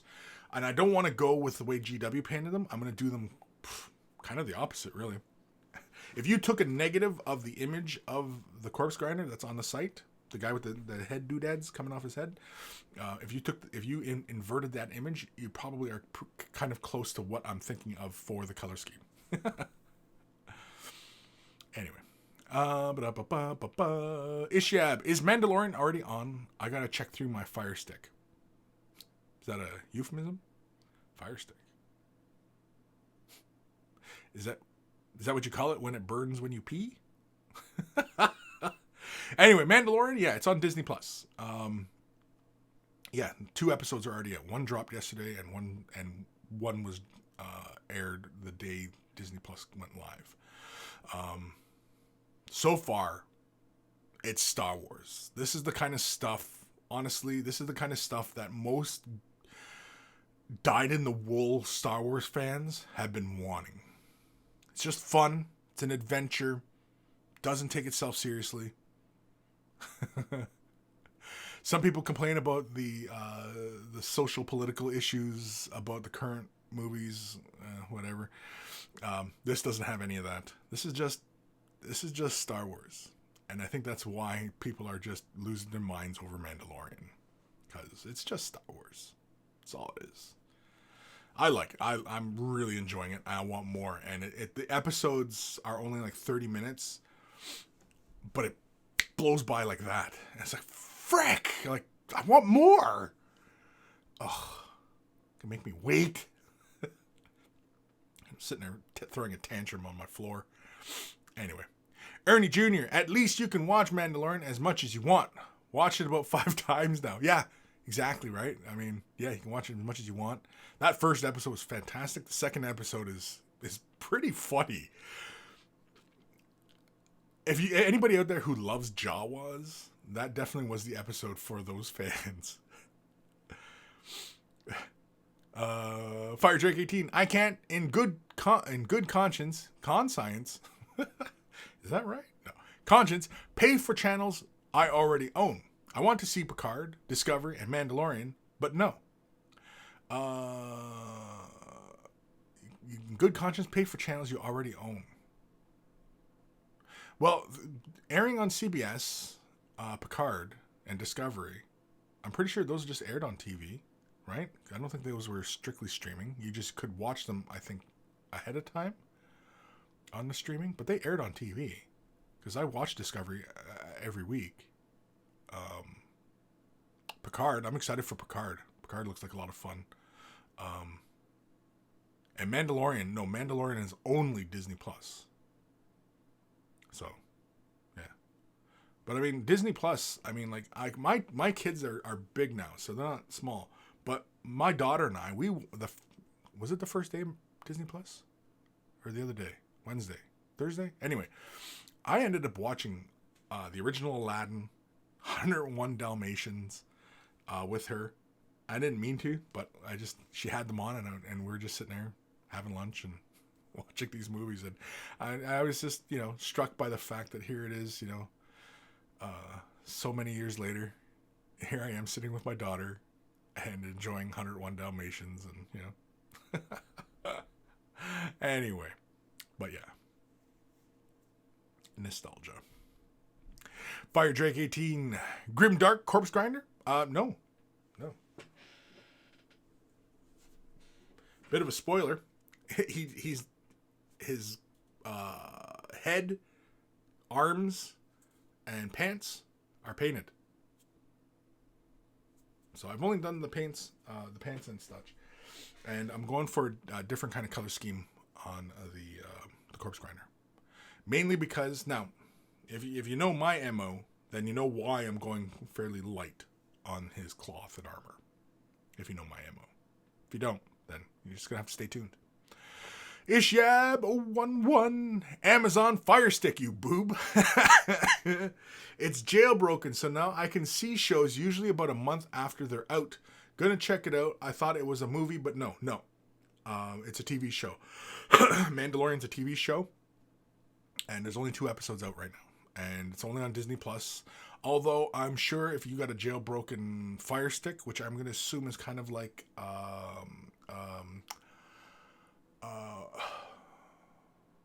like an Android box, then yeah, you probably get Mandalorian.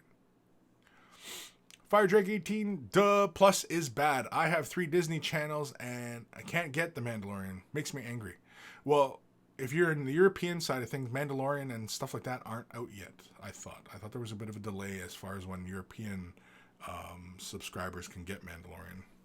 But anyway. George Hints, do you know anything about Vallejo color shifting paint line? Do I know anything about it? What do you want to know? Specifics, people. Specifics. Let's be specific. Ishyab011. I agree that paying for these other channels suck, but I really like Discovery and can't wait for Picard and want to see Mandalorian. Jailbroke Fire Stick. Yeah, CBS Plus. I don't know. I haven't bought CBS Plus because I don't give a shit about a lot of CBS products, or shows. I don't watch a lot of TV, like regular TV shows. I watch a lot of movies, but I don't watch a lot of TV. And yeah, you know what? I only watch TV right now. I only watch football. That's it. That's all I watch on TV right now. Oh, and the news.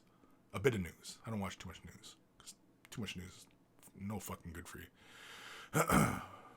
Too much football either, for that matter. But yeah, I watch football. It's on my TV. Whenever games are on, football's on. That's it. Otherwise, I stream all my viewing. I have 2 Android boxes, which, you know, watch shows whenever. But oftentimes, like, I still buy movies. Like, I'll buy the Blu-ray of stuff. Because I like video quality. I like sound and video quality. I have TV. I have the entertainment systems. I have, like, you know, the whole home theater setup. And I like when I watch a movie or something like that. Like, I don't watch like TV off my phone. YouTube, sure, but that's a quick little video. It's something, you know, just before bed, whatever. But I don't watch a lot of things on my phone other than YouTube.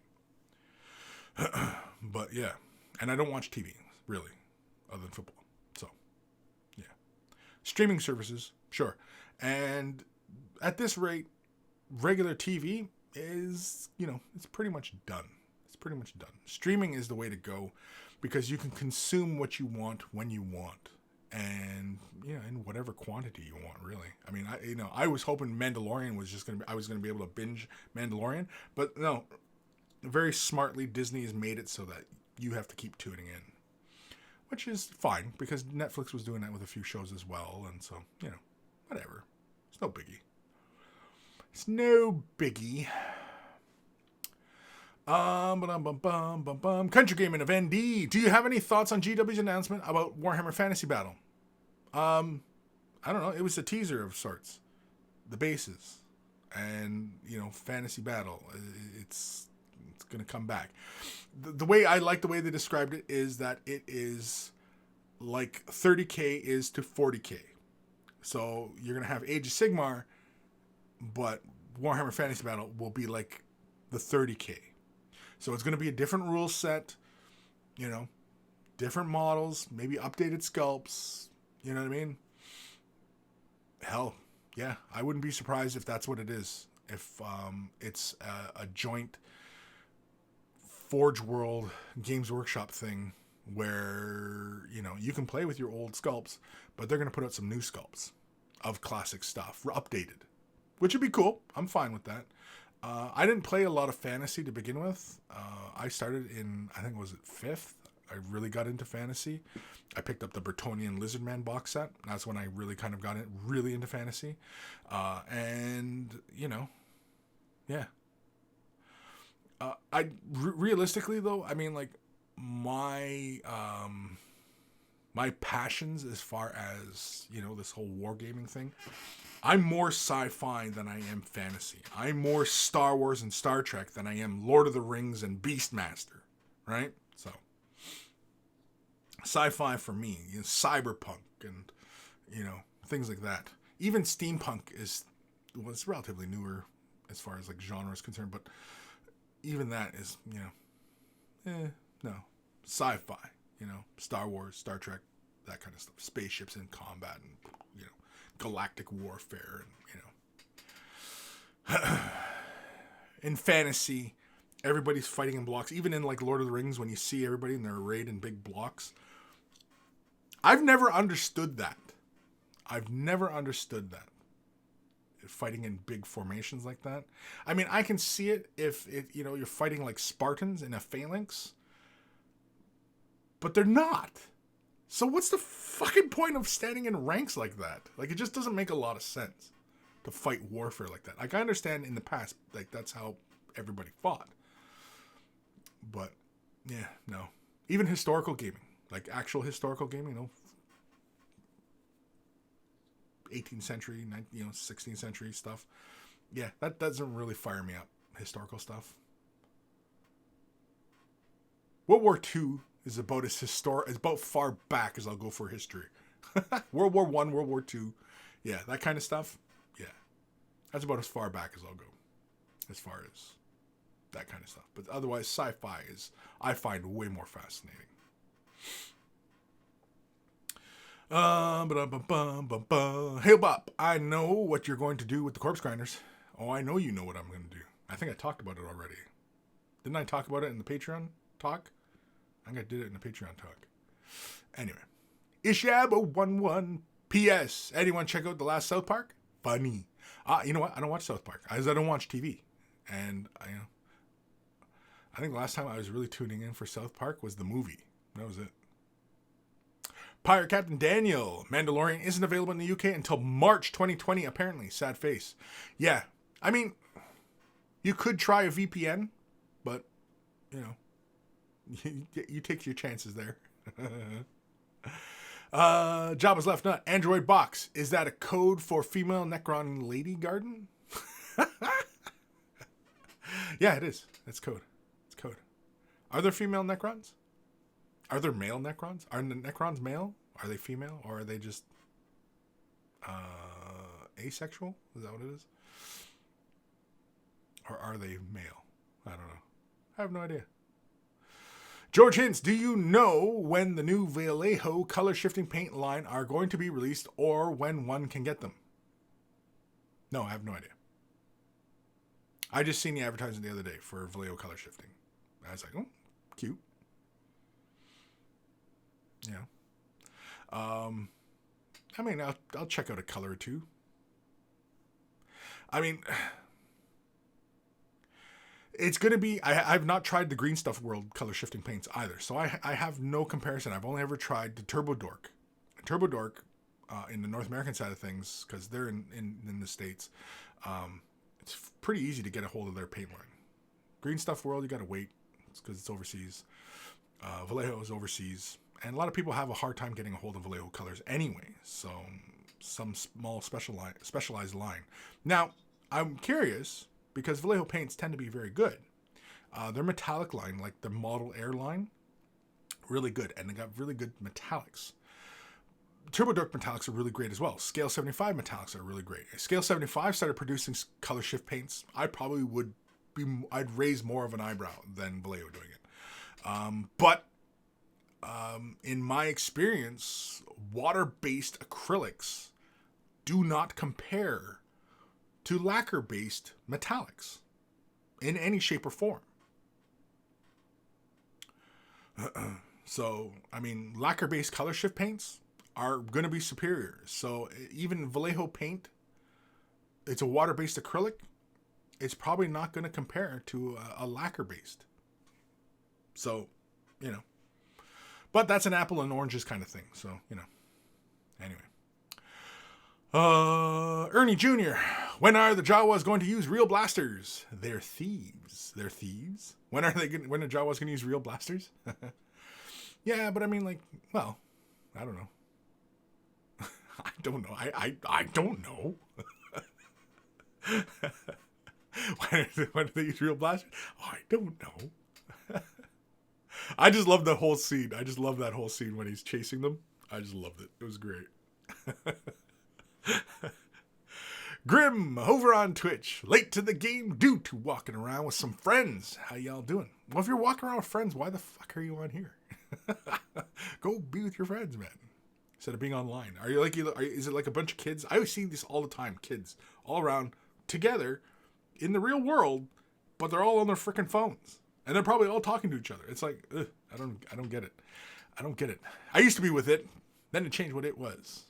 Now what's it? Strange and unusual. Hail Bop. Yeah, you talk about it. Oh, I do. Okay. There were male and female Necrontyr became somewhat irrelevant after the whole metal body thing. Well, definitely. Yeah. A male or female Necron is irrelevant, right? And, well, no, I guess, because I mean, like, if you're basing the skeleton, I was going to say, because male or female skeletons are really not that different, but they are pretty different, because, I mean, typically, a female skeleton, the hips are often a little bit broader.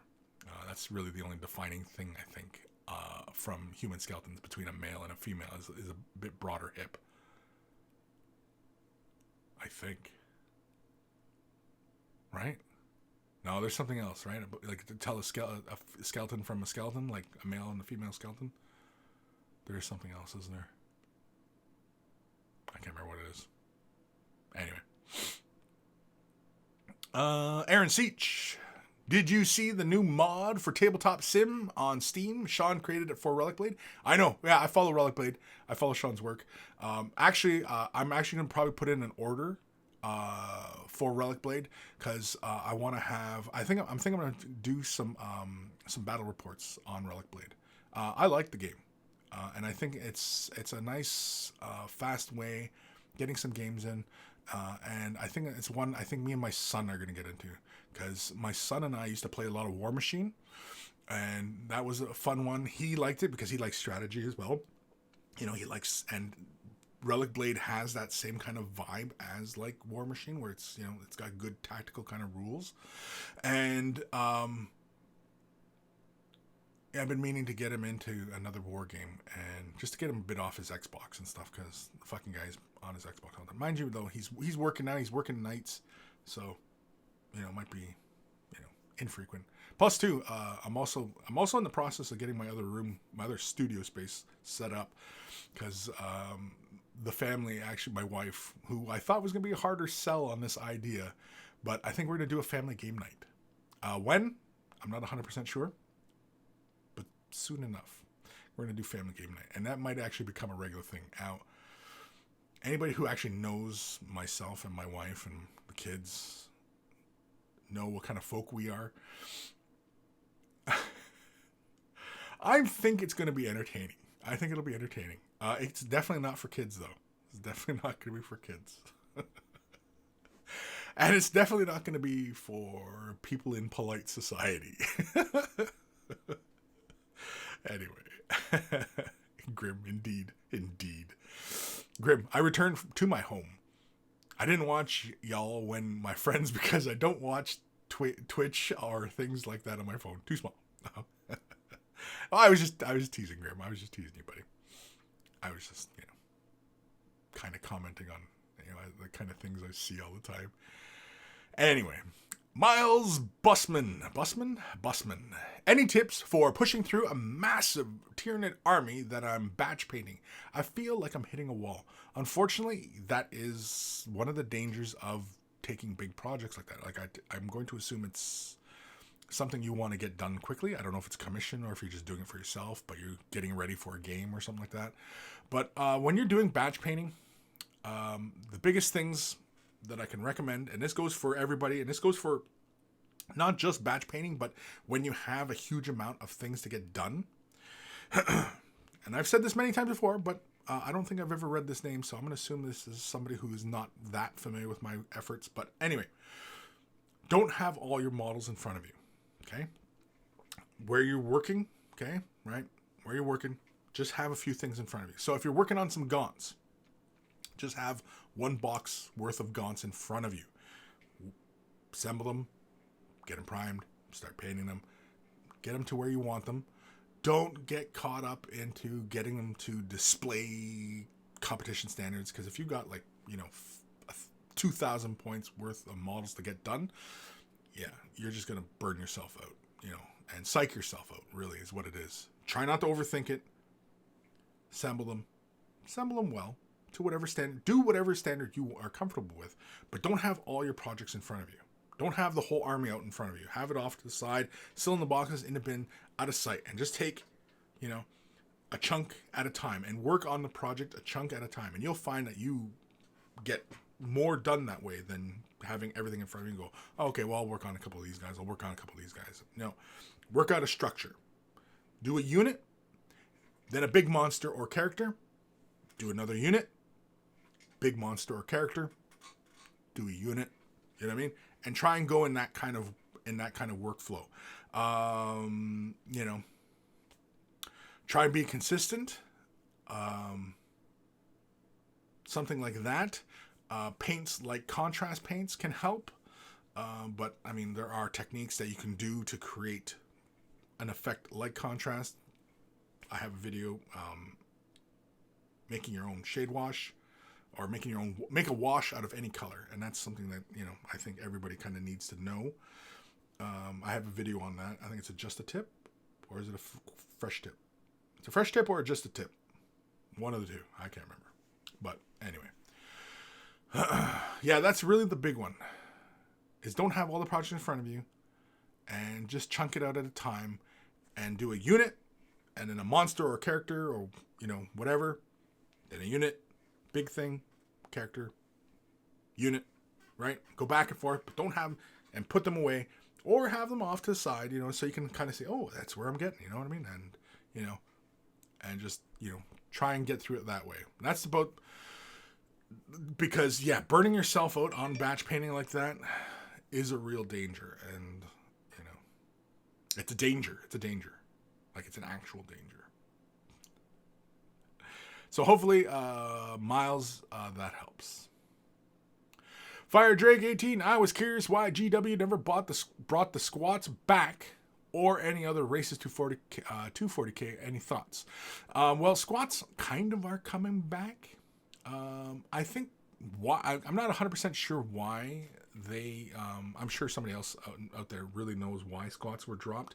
I'm feeling like it probably because they just didn't feel like, having the full 40, fantasy. Because a lot of time, for a long time, Warhammer Fantasy and 40k were kind of mirror of each other, right? Rules and armies, and, you know what I mean? And there was not much divergence. And so by the time second edition rolled around for 40k, they started kind of, making changes.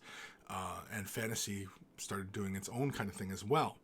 And then, of course, 40k, the rules started to really diverge from fantasy, because, again, the rule sets were identical.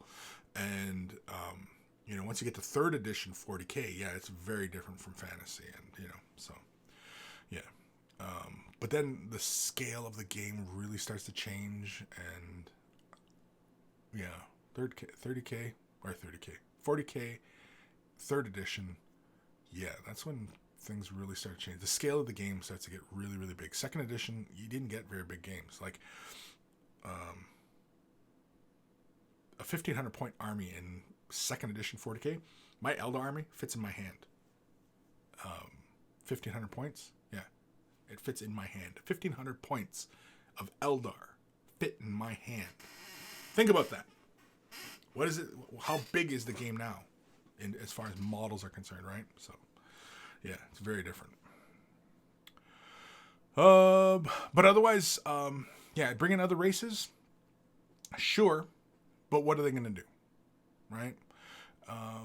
You know, they need something that's very interesting. And I mean, Tau, in my mind, in my way of thinking, Tau are still new. Sisters of Battle kind of been around since, well, it's been around since 2nd edition, so they're almost a legacy type of army. Tyranids are legacy. Orcs, obviously legacy. Eldar, legacy. Space Marines have always been changing, always evolving.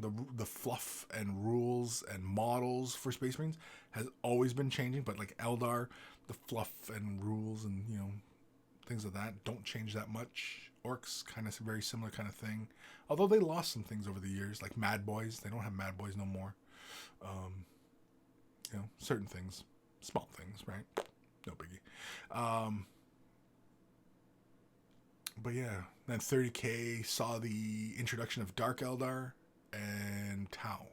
So yeah, 3rd edition saw the introduction of 2 new factions. Because there was no Dark Eldar before 3rd edition, officially. And Dark Eldar were before 3rd edition. They were just Eldar turned to Chaos. That's all it was. And, you know, Eldar was made in, Dark Eldar were made into an actual faction in 3rd edition. And then Tau were introduced later on. Oh, and Necrons were introduced at the end of 2nd edition. Yeah, so there's been new armies, but I mean, like, then, you know, how do you make a new faction? Like, reintroduce squats. Squats, they're a fun background type thing because, again, you know, like, they're just dwarves, right? Even though they're supposed to be aliens. And Battlefleet Gothic, the Demiurge, it was speculated that they were the squats, the Demiurge. And, you know, Necromunda now has a squat bounty hunter. I think he's a bounty hunter. He's a squat. I think that's fantastic. I have to get that model, actually. Just a cool looking model. And so, you know, like, there's squats are still part of the universe, just, you know, different, retconned, right? And Games Workshop will always continue to change the background. So anything today that anybody who's, you know, into, be prepared. 10 years from now, could get retconned and completely changed. And, you know, fully expect it. And adapt. Okay, they change it. Big whoop. You know, people seem to always lose their shit whenever this kind of stuff happens. I mean, I'm guilty of it too. I lost my shit, especially when, like, Necrons, when they made the change for Necrons. I was like, what? That's ridiculous. Because Necrons were scary and ominous. They were silent. You know, they were this voiceless entity moving through the universe, destroying everything, destroying all life, killing all humans. And then they made them all kooky and, you know, we're wacky. I was like, fuck, what? No, come on. But I'm not an avid Necron collector or player or anything like that, so I don't give a shit. That's why I just kind of slid right off, you know. No biggie. Anyway. Pirate Captain Daniel, you can buy female Necrons from Wargame exclusive. Okay. Interesting. Hail Bob, they do exist though. The Forge World Tomb World is led by a Lordess? Don't know what the equivalent word is, whose nickname is Mother of Oblivion. Interesting. See, again, I'm not that into Necrons, so you know, stuff like that kind of just falls under my radar. Aaron Seach, bring in my entire Relic Blade collection to Adepticon if anyone wants to get games in. Yeah, definitely.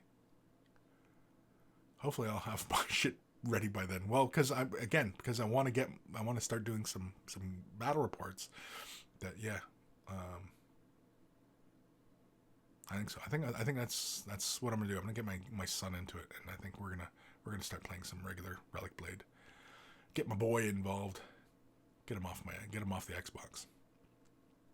TH, oh man, squats were awesome. Space dwarves with sunglasses, cigars, motorcycles with multi-melta rock. Fire Dragon Dean, game night, pretty sweet. I can dig it. My cousin and I, as well as a couple of friends, have been doing it off and on for a few months when time permits. Exactly, and that's what I'm thinking. That I'll just do a live cast of game night, be it once a month kind of thing or whatever. And I mean, I'm thinking it'll most likely be one or two of my friends and the wife, my son, myself, and yeah. 4 or 5 of us. We'll probably sit around. We'll probably play. I was thinking of the first one we do is Monopoly. I was thinking we'll do Monopoly just to show everybody how Monopoly tears families apart. Anyway, Miles Busman, awesome. Thanks for the insight, Kris. Hashtag way of the brush. Spelled my name wrong though. Pirate Captain Daniel, another email? Yes, definitely. Holy shit, 3 minutes left of the show. Yeah, I better get some emails done. Grim, I think the female lord is a lady. Oh, okay. Not sure if it fits into the Tomb World lore, though. Yeah, lady. Lords and ladies. Yeah, I think that's what it is, right? Lords and ladies? That's the equivalent.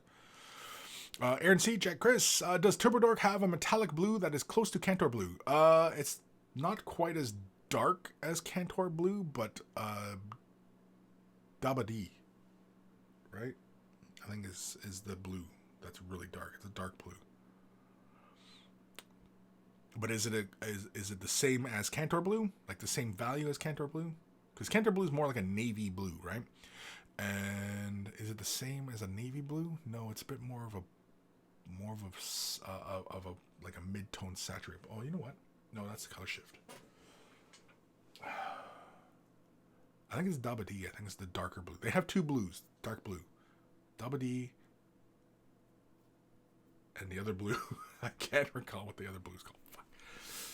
I'm just going to quickly go to the site here. Turbodork.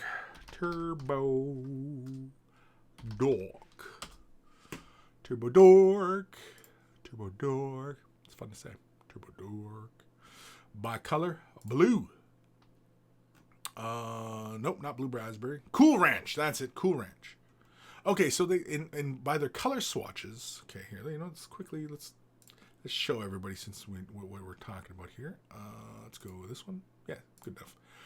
Yeah, so Cool Ranch is shown as darker. Was it Cool Ranch I used? I can't remember. Dabadi is shown as being lighter. Now I've thought Dabadi was pretty dark, but apparently Cool Ranch is the darker color. So you can give it a try. Test it out. As always, test it out. But I'm not going to say that they're the same. Aaron Seach, fully expect a new release of Mordheim coming soon with the latest fantasy talk. Yeah? Mordheim? Sure. Right? Or even Mordheim being part of this Warhammer Fantasy type of thing. Because, for example, 30k, if we're going to take their example of saying that this is the 30k to the 40k, and this is the fantasy battle to the Age of Sigmar, right? If we take this as being that, then it's going to have that classic old rulebook, but Mordheim type of rules might be in that big tome, because Zone Mortalis, close in combat type of scenarios are in 30k, and so you might see Mordheim type of rules in this new book. So, who knows? Who knows? Who knows? James Miguel. Hey, Kris. Spelled my name wrong. First time I have caught you live due to time difference. Cool. Well, welcome. I am painting Admech Skitarii robes a light blue. What is the best way to shade it and highlight as the robes are fairly flat? Oftentimes, when you're dealing with like a flat surface, like say robes or armor panels or stuff like that, oftentimes starting off with your darker color is best, and then just simply edging, going up, right? But I guess if you're going with a light blue, now what light blue are we talking? because light blue is kind of subjective. Because like we could say it's a color as light as, say, blue horror, which is a very, very light blue, or it's a light blue, say like Temple Guard blue or Teclis blue, or, you know, I mean, like, you know, if we're talking specifics, then, you know, now, let's pretend we're talking about Teclis blue, because that's a light blue. You could shade it with Drakenhof Nightshade, but that might push the color too far down and go too dark into the recesses, which, you know, might not be the look you're after, because maybe you want to preserve most of that blue, right? That light blue, and a color like Drakenhof might push that blue too far down, especially over the surface, and it becomes quite the brush strokes and the way it dries, tide marks, stuff like that become very apparent. Using a color, say, like contrast Talisar blue, thinned down, might actually be a better option, especially if you have a whole bunch of them do and you're trying to do like an assembly line type of thing and you're getting a whole bunch of them done. A color like that actually might be better. So get yourself the contrast Talisar blue, right? Talisar blue. Yeah. Color like this with the contrast medium, thinned down, say in 1:1, and applied over the surfaces. That actually might work really well. Personally, for myself, especially if I was batch painting a whole bunch and say I had base coated in Teclis blue and I really want to just to deepen it just a little bit and then just do an edge highlight and just, you know, kind of a 3-color process like that, just to kind of, so I can get a whole unit of them done. I probably would take Teclis blue. I'd probably either go Calgar blue or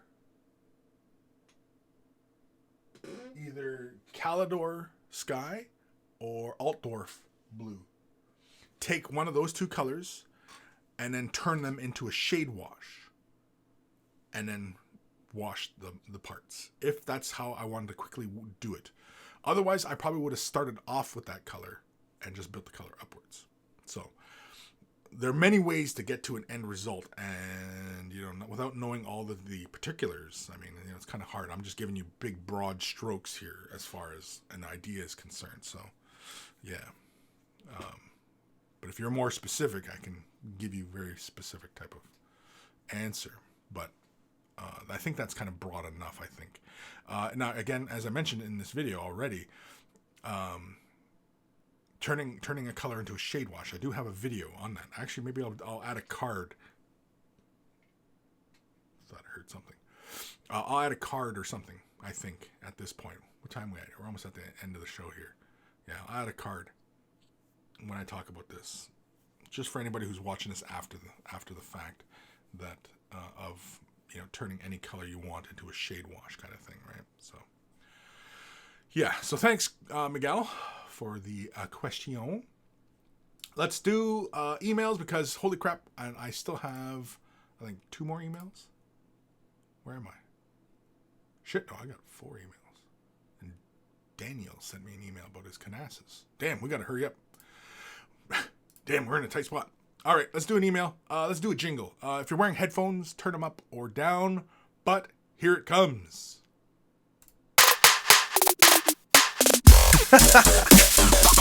Email time. Email time. I don't know if people are actually tuning in for my dancing or not, but anyway. So this is from our good buddy Bleep Bloop. Offerings to the Monkey Lord, tabletop level skellimens that have been finished ready for CNC. Not sure about the black on the banner, but didn't want to introduce a new color. Thanks in advance, Bleep Bloop. So let's have a look at these skellimens. There we go. Oh, these are the new guys. The Bone Rapers. No, not Bone Rapers. Bone Reapers. Very cool. The banner, yeah, you probably, well, I mean, you did the loincloths a green, so doing the banner a green, I think, you know, is a good call. Is that a metallic on the shield? Ooh, interesting. Oh, and the armor, too, I think is metallic. Very, very interesting. I'd be cautious about throwing too many colors onto a model. Kind of just, goes all over the place oftentimes. Is it a color shifting metal? I think it's a color shift. I think that's a color shift because I can see purple on the shield on the guy off center from the right. I can see purple and I can see yellow. And so I think it's a color shift he's got on there. But very, very cool. Yeah, I think realistically, I think the green cloth, I think is unnecessary in this color scheme.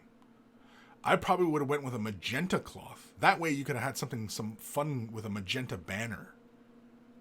You know what I mean? Like if you took, say, like Citadel color, Screamer pink, or, something like that, and did that cloth in that color. Yeah. I'd have probably went with that rather than the green for the loincloth. Oftentimes, like with your color schemes, not going with too many colors is often the better option, especially for massive rank and file like this, like you're going to go through. But yeah,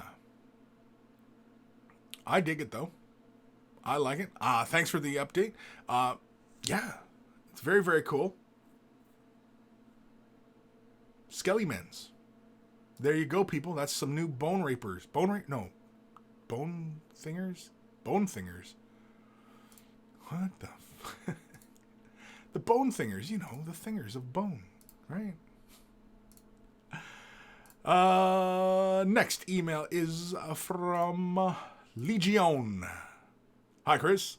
I have an update on my Salamander Pyre Guard. I decided against adding much weathering to them. The models are quite busy already. I agree. And I didn't want to add that much to it. I just did some slight discoloration on the models and dusted up the legs a bit to fit the base. I also painted a Dark Elder for my Archon Court to clean the palette and not burned out on the same painting scheme. Best regards from Germany, Legion Miniatures. And so he's decided against the weathering. I think we talked about this model 1 show ago or 2 shows ago. I thought he was doing a really great job. I didn't really think that the scales needed the weathering. I mean, you could, but yeah, because of all the detail already, I don't think it's very necessary, especially on a single miniature like this. I just don't think. Oh yeah, me likey. I honestly, I like with salamanders, like their armor would be pristine. Right? Unless, of course, they're, you're depicting them in some sort of long-ass campaign where, like, they're going to be just weathered. And, I mean, like, there's all sorts of reasons to do it and not do it. And for me, personally, I don't think they really need a lot of weathering. Just because, again, there is so much detail on these models. I don't think it's necessary. And I think this is the better call. To just paint them up in more of a conventional sense,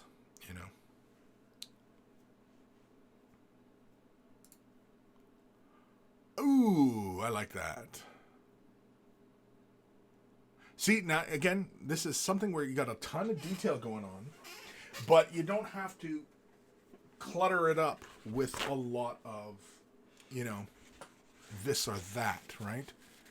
And so, yeah. I definitely dig it. I like it.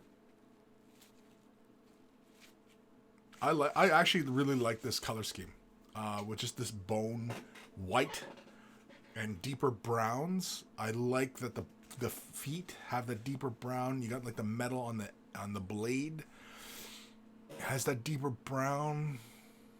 You got that very light hint of magenta in the text, and I like this color scheme. I like it. Even his flesh tone, how he's not very light. I actually like that because it contrasts very well with the brightness of his armor. In my books, this kind of paint job is a win. I like the base too. You got the 2 different textures going on. You got the crustiness, and then you got like the texture of the ground, like the gray ground. I like it, man. I like it. This is a good paint job. This is a nice solid paint job. It's a fairly consistent color scheme going on here. You have a lot of neutral warm tones, the browns, contrast with the white, which has very warm tones in it, so it's tied in with that light tone. But then you have the magenta tones in there, just for visual interest.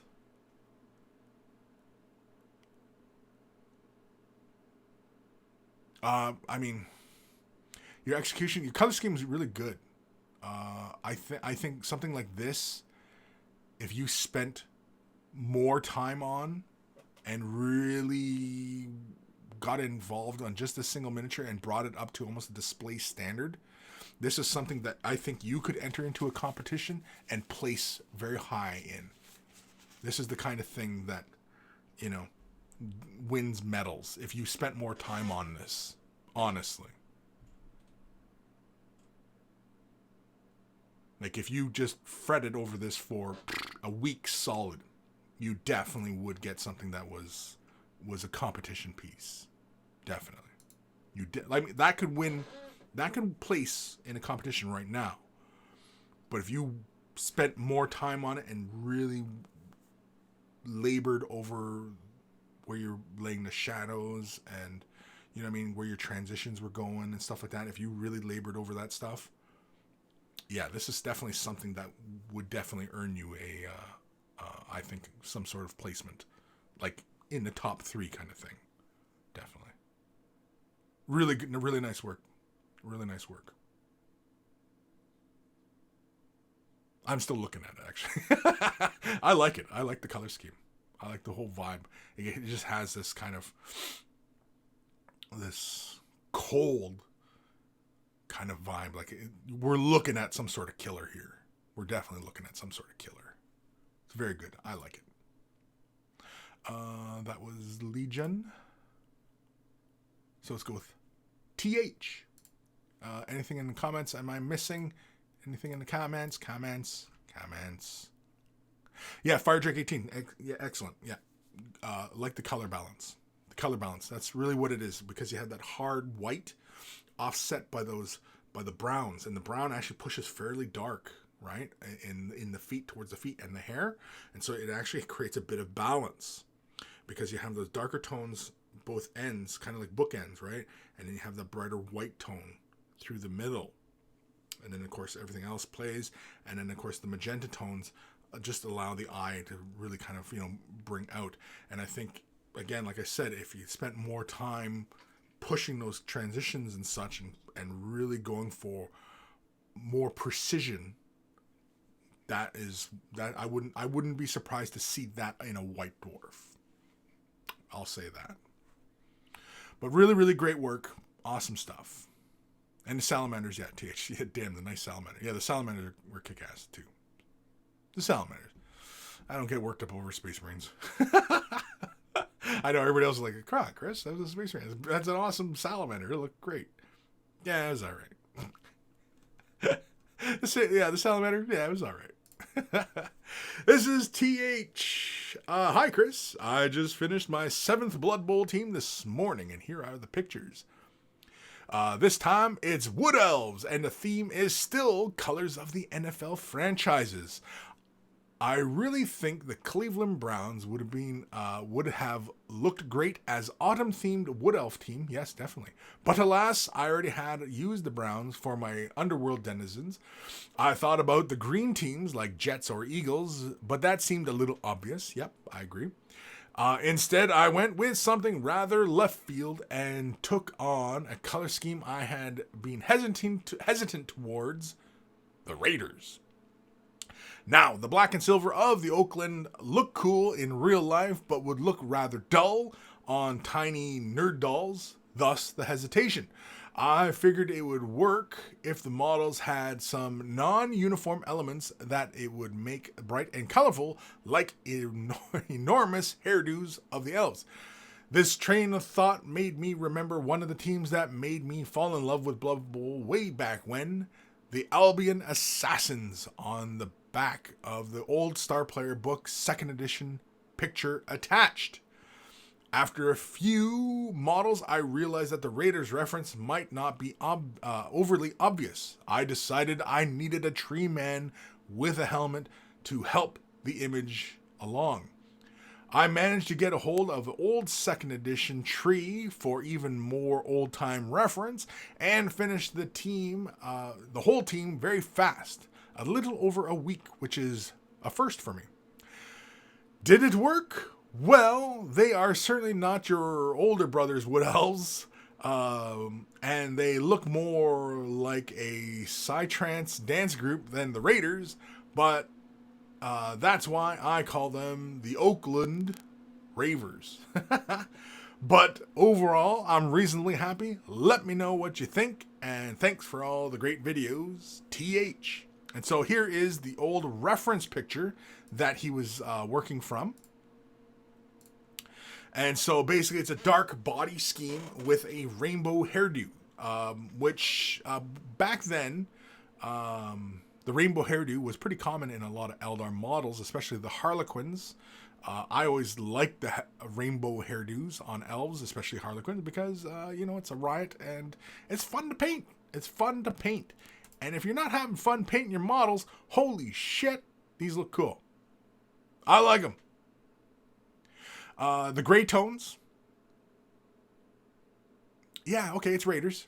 I think the gray could have been a little lighter, I think, for Raiders, right? There wouldn't be a lot of silver other than maybe the masks. Because, Raiders is really tough because they're just completely black. But as far as the scheme, I mean, being a throwback to the other guys, the Albion Assassins, yeah, definitely I get that vibe rather than Raiders. But Raiders fans are crazy anyway, so like none of this is out the window for being Raiders.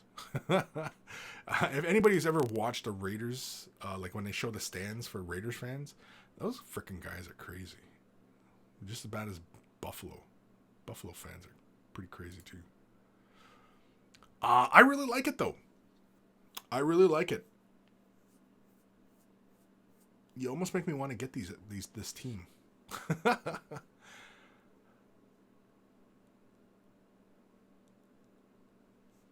Yeah, it is kind of tough to pull off Raiders on these guys though. Yeah, Browns would have been a good one for all autumn vibe. But I think being a throwback to the Albion Assassins, this is definitely very cool. I mean, don't get me wrong, the theme is cool regardless. I like the rainbow hair with the dark body scheme. I think it works really, really well. I think if you were spending more time on these guys, I think like body tattoos, some like, kind of scroll work and, just, that kind of tribal type BS. The vines, I suppose, would be more akin for these guys, like in darker tones all along the skin, I think would have been really cool.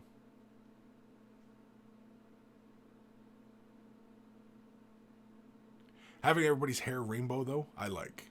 Dark body, rainbow hair, it's a win.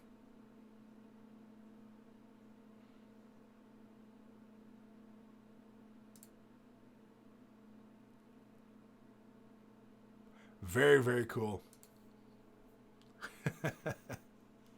Yeah, the tree man. Yeah, the tree man's kind of a raider, right? I think the chin guard, that should be silver, shouldn't it? If that's a raider. Because I think their mask guards or their face guards are silver. Their helmets are black with silver.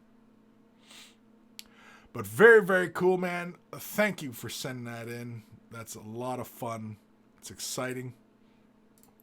Every time I look at your Blood Bowl teams, man, you always make me want to get back to work on mine. Again, that's part of the getting projects done vibe that I'm currently on, right? So, yeah. TH, thanks, guys. I thought about the tattoos for the war dancers, but my freehanding sucks. Yeah, again, it was just an idea. And if your freehanding sucks, can you hold a pencil reasonably well? Can you draw? Because if you can draw, then you're freehand. It's not freehanding; it's just drawing. So maybe start practicing drawing, because that will help. You know, yeah. Scale model muse, tiny nerd dolls, tiny.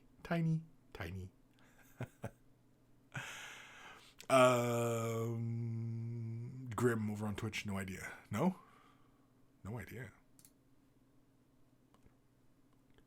Okay, one last email to do, right? I got one last one. Yeah, this is from Daniel. Yeah, because that was TH we just did. Yeah, so it's Daniel. One last email. Holy kermoles. We might actually finish just a little bit of, a little overtime. We're in OT right now.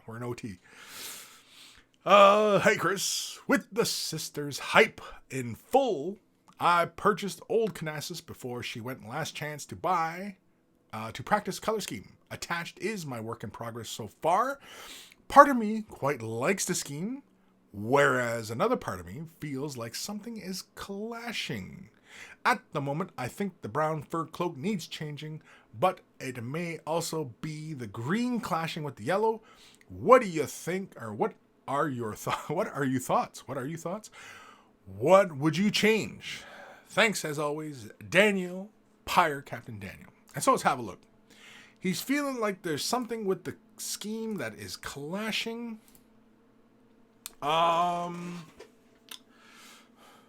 Well, you're still work in progress. Now, is that a metallic green you're going for? And the robes and the cloak, is that a brown or is that an orange? Because you said yellow, right? Did you say yellow?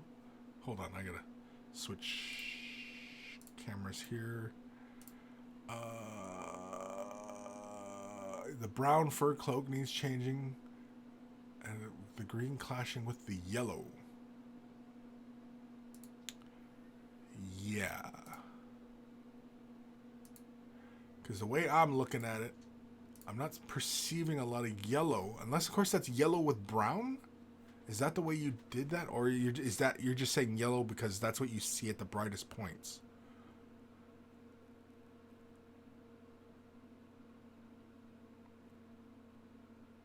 The green and brown, yellow, overall, is not.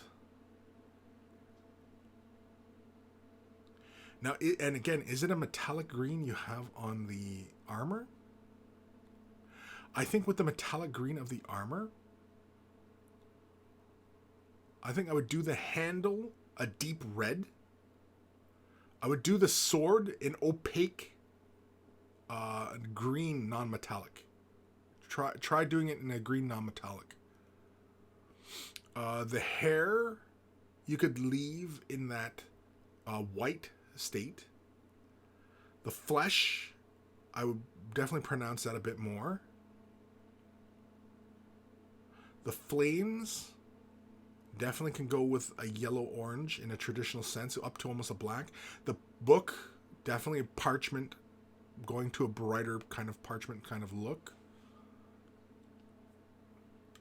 I think that's what it is. I think the sword, because the orange or brown, the brown orange, the cloak and the cloth of her is kind of overwhelming the green, and you want to see more of the green, but the green I think is a metallic. I'm gonna have to go over to the comments here so I can see your response. But yeah, it is lead belcher on the armor with warpstone glow contrast on top. The cloak cloth is Ushabti bone washed with Nazdrag yellow. Oh, that's Nazdrag yellow. Okay, that's why. Because I was thinking that you did it. It looks more like if you'd done snakebite leather. That's what I thought it was. Okay. Yeah, Grim. The color scheme looks like the Canassus for salamanders. Yeah. Yeah. Okay. So, yeah, as far Pirate Captain Daniel, as far as like how she goes, yeah, the yellow might be a bit strong. I thought it was more of like snakebite leather, and that's why I was thinking you're going for kind of a darker leather look. I think I think if you kept it all as is, nothing wrong. I think defining that hair, going with, like if you went, say, well, clean it up, put a layer of, you could probably go use a Shopty bone or Wraith bone, I think is what the base color is now. Put a layer of that, or even go with gray cere on her hair, and then do apothecary white if you want to continue using contrast. Apothecary white, and then just a very light dry brush of Uthran gray or even white scar. Make her hair white. The fur can actually stay kind of dark like that. That's fine, especially if the brazier of fire, you're going more yellow, traditional yellow to orange to red, and then a bit of black on the edges. But I think the sword actually, if you went opaque color on the sword, because you have metallics on the armor, and it's fairly bright. It looks fairly bright. And the bright of the cloth. And I think the sword could be green. I mean, even if you took the sword metallic and put a bit of green into that, and went for a green metallic sword, and then edged it in pure silver, if you want to stay within metallics. I'm not sure how comfortable you are doing non-metallics, so that's why I'm kind of recommending it now. But the handle of the sword, I would do that opaque, and I would go with a deep red. Purity seals, deep red. Her eye lens, I would do a red.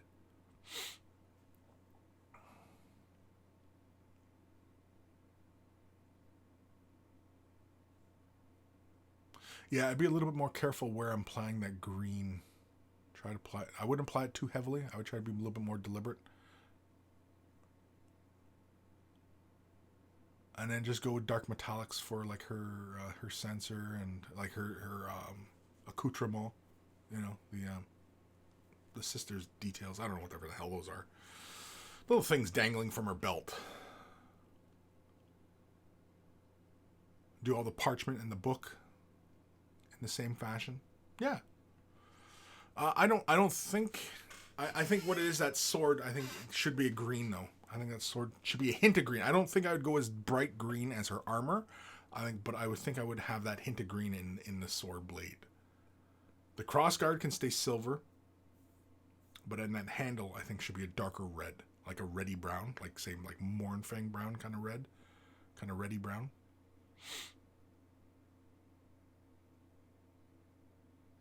I think the fur of her cloak as well can stay dark like that, with just a slight edging, just to bring it up a bit, just to offset some of the bright tones from the armor. Because I imagine the armor and that yellow, I think that's why, yeah, because it's Nazdreg yellow. So I think that's why you're seeing so much, it's not looking right to you because it's so bright, because the metallics are reflecting so much light and the yellow tones are reflecting so much light. And so you're having this light and light, and so you need some darker elements there to bring those tones down. Because like if you leave her hair white, in person, yeah, it might seem very bright. Maybe changing her hair to black. But then with the black of the fur in her hair, you want to have some separation there. I would definitely leave the fur darker though. And I would start picking out the things hanging from her belt. I start picking those out in darker tones.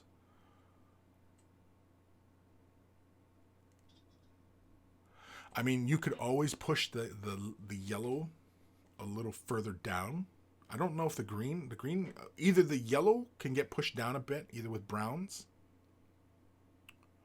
or the green of the armor can get pushed down with some darker tones. I'm not sure. You said Warpstone Glow? What's the darker green with that? That would be, no, not Military Green. Dark Angel's Green. Yeah, you could go with some like Dark Angel's Green contrast. Just very deliberately.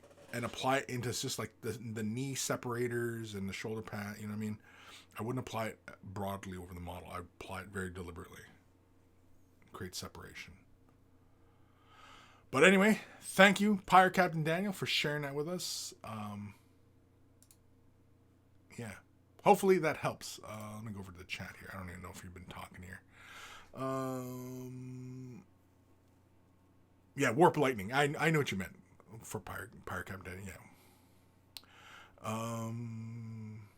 Pirate Captain Danny, you're pulling the same face I did when reaching that stage of the model. Yeah, I'm still debating on the dangling bits, gold or bronze. I would go with dark because you have that bright green and the bright yellow. I would go dark for those elements. For the hair, white, I would go with a darker gray. I would go dark gray for her hair. Black, darker. I would go with that brown, but I'd push it like with black in the recesses and go light brown on its edges. I wouldn't bring the brown up of the fur very bright, especially because, again, like I said, you got that bright metallic green, and you have that bright yellow, and you know you need to offset those with some very darker elements. And in fact, the brazier actually you could probably go very light and actually make it just look more smoky. You can actually go gray tones on the brazier and go for that and make it look very smoky. The book, the pages, you know, you can leave them fairly dark. I just did a video of on YouTube here of doing the scroll of Catacross and doing that, and you can apply that to a book and, you know, go for that same kind of look if you want to go for like an old parchment kind of look. The sword, I definitely would not leave silver though, unless you left it dark, but then that doesn't darken the overall vibe. You want to go for a bit more green. Yeah, because you can always darken up the green, or you can darken up the yellow, or darken them both up. But it all depends on how much time you want to spend. And so, yeah. Pirate Captain Danny, you say dark for the dangly things. What paints would you use? Like you go lead belcher, you can go black first, and then just a slight edging of lead belcher. Just keep them dark, because the armor's so bright, right?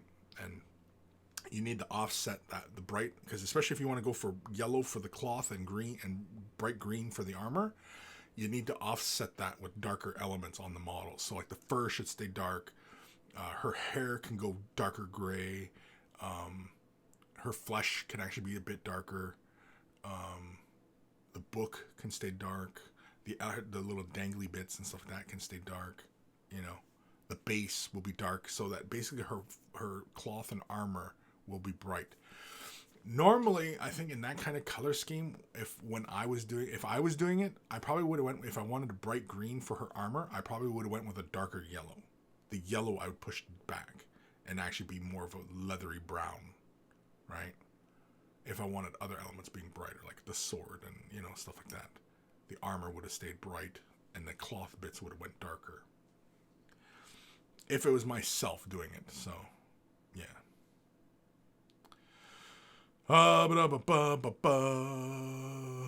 Yeah.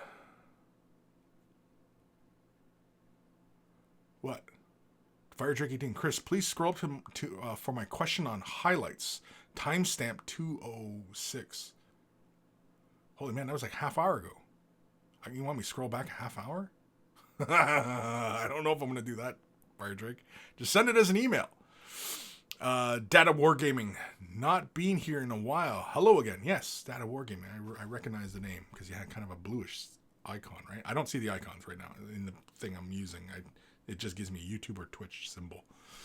But anyway, yeah. So what time are we at? 2:35. Jeez Louise. Yeah, we gotta cut this off. I'm sorry, Fire Drake. And I don't see the timestamps on the questions.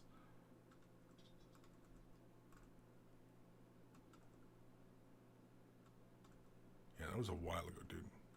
And Fire Drake, I see your...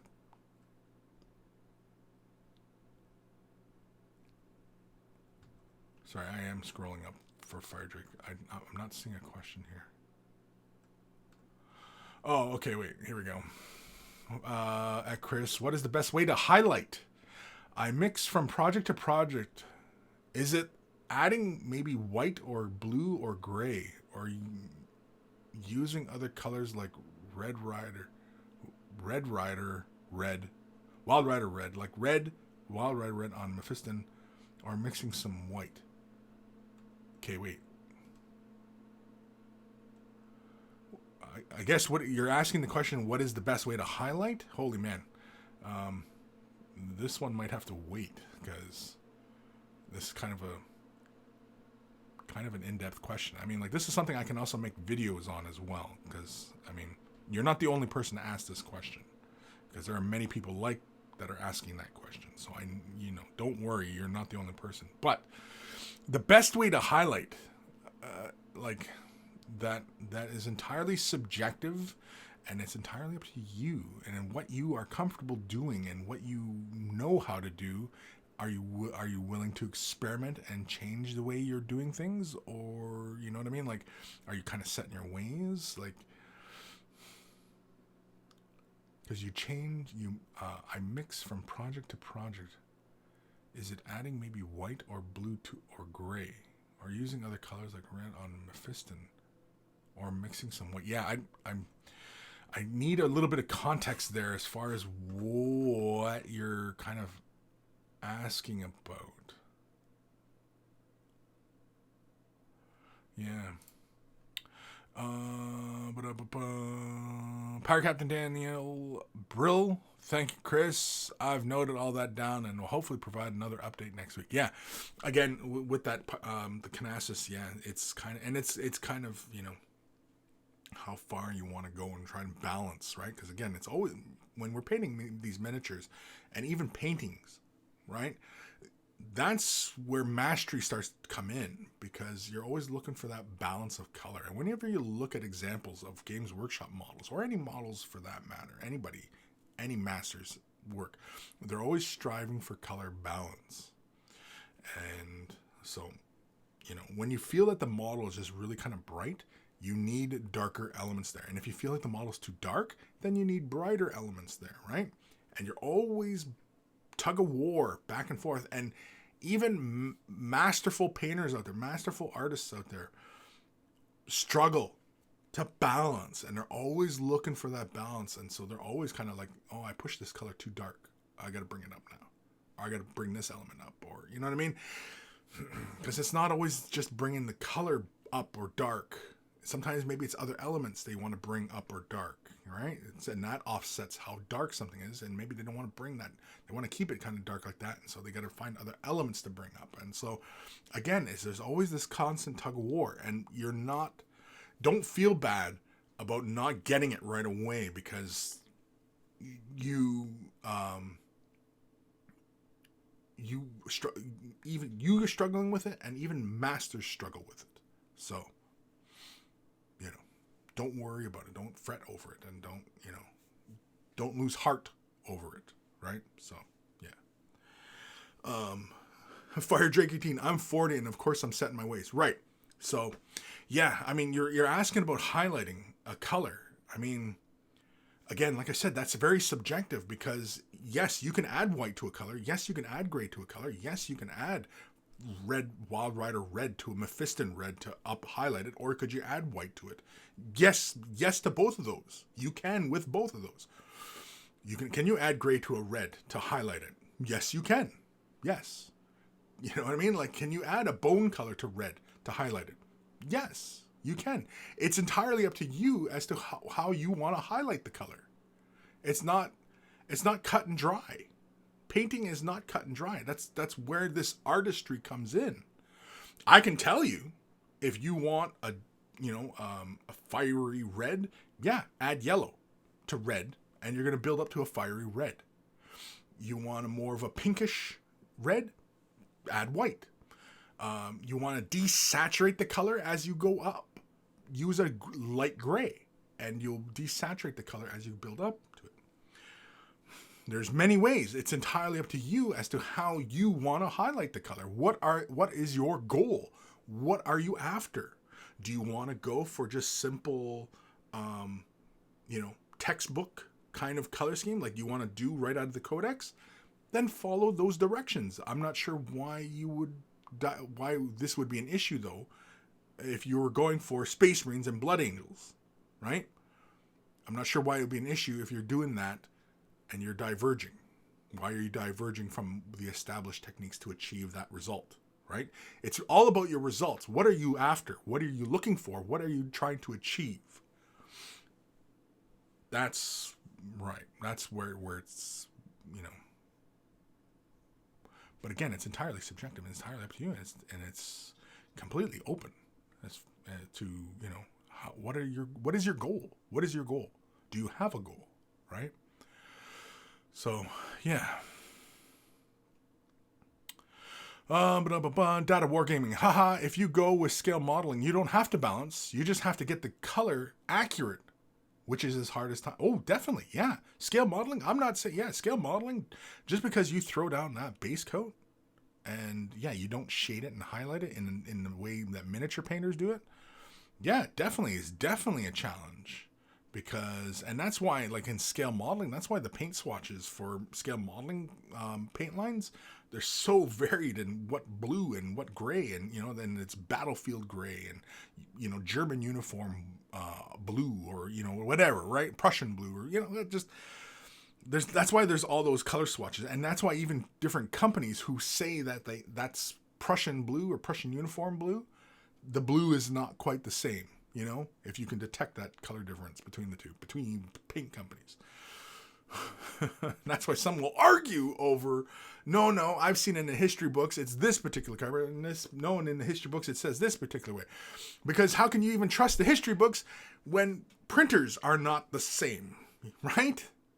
You got to go look at the actual uniforms and photograph it. But then is your camera even calibrated properly to display it on your computer screen in the proper color if you want to be completely 100% accurate to the history?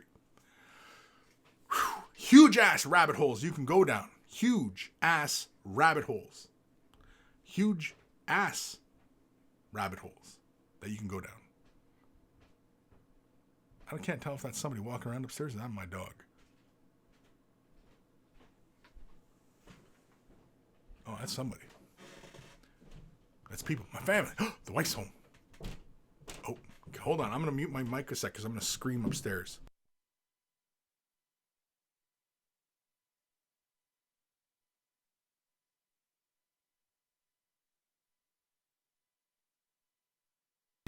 We're doing it live. We're going to do it live.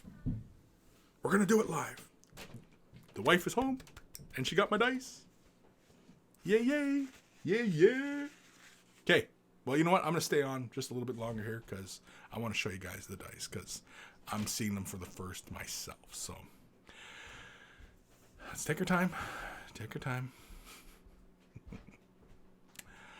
What are the comments here? I got 2. You got 2? Awesome.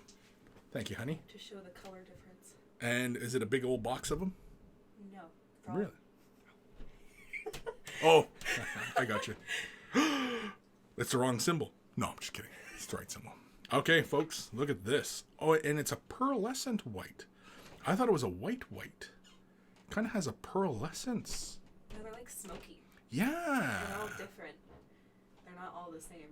I'm kind of digging it. Yeah. So I grabbed and the yeah, they're different. Yeah, okay, yeah. So anyway, okay, here, folks. Look at this.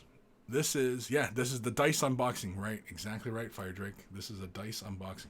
Can I pull up? Can we? Yeah, let's pull up this. This might lag me out a bit. I don't know, but we'll give it a shot. Let's go here. Let's go here, and let's go. Where's focus? There it is. Okay, we're changing focus. Bang. All right. Okay, go with that. Alrighty, folks, look at this. Way of the Brush dice are available. They just got them in right now. Boom. Way of the Brush dice. They're black and white, but they have a pearlescence to them. I didn't know. I thought they were a pure black and white, but apparently they are kind of a pearlescence. And my hands are getting shaky because I'm getting hungry. That's why. I'm getting hungry. I gotta eat. But yeah, look at that. They have a bit of a pearlescence to them. The symbol is on a 6. But that is the dice. They're in, man. They're in. They're available. Well, not available yet, but because I gotta get through them now. And so, oh shit, no, I screwed the wrong one up. this that I want. There we go. Yes. I guess I could have just hit cancel on that. Oh well. Okay. Ooh, yeah, I'm getting kind of sweaty now because I'm all of a sudden hunger just started to kick in. Empire Cap Daniel, episode 273, the full 3 hours. Fuck yeah, I know. Apparently, right? So Grim, yeah, nice dice. Yes. Bleep Bloop. Ooh, yeah, the suspense, the dice. I know. So, Fire Drake 18, you like the pearl? Yeah, I didn't know there was a pearl because they said no, it was a white and a black. It was a black and a white.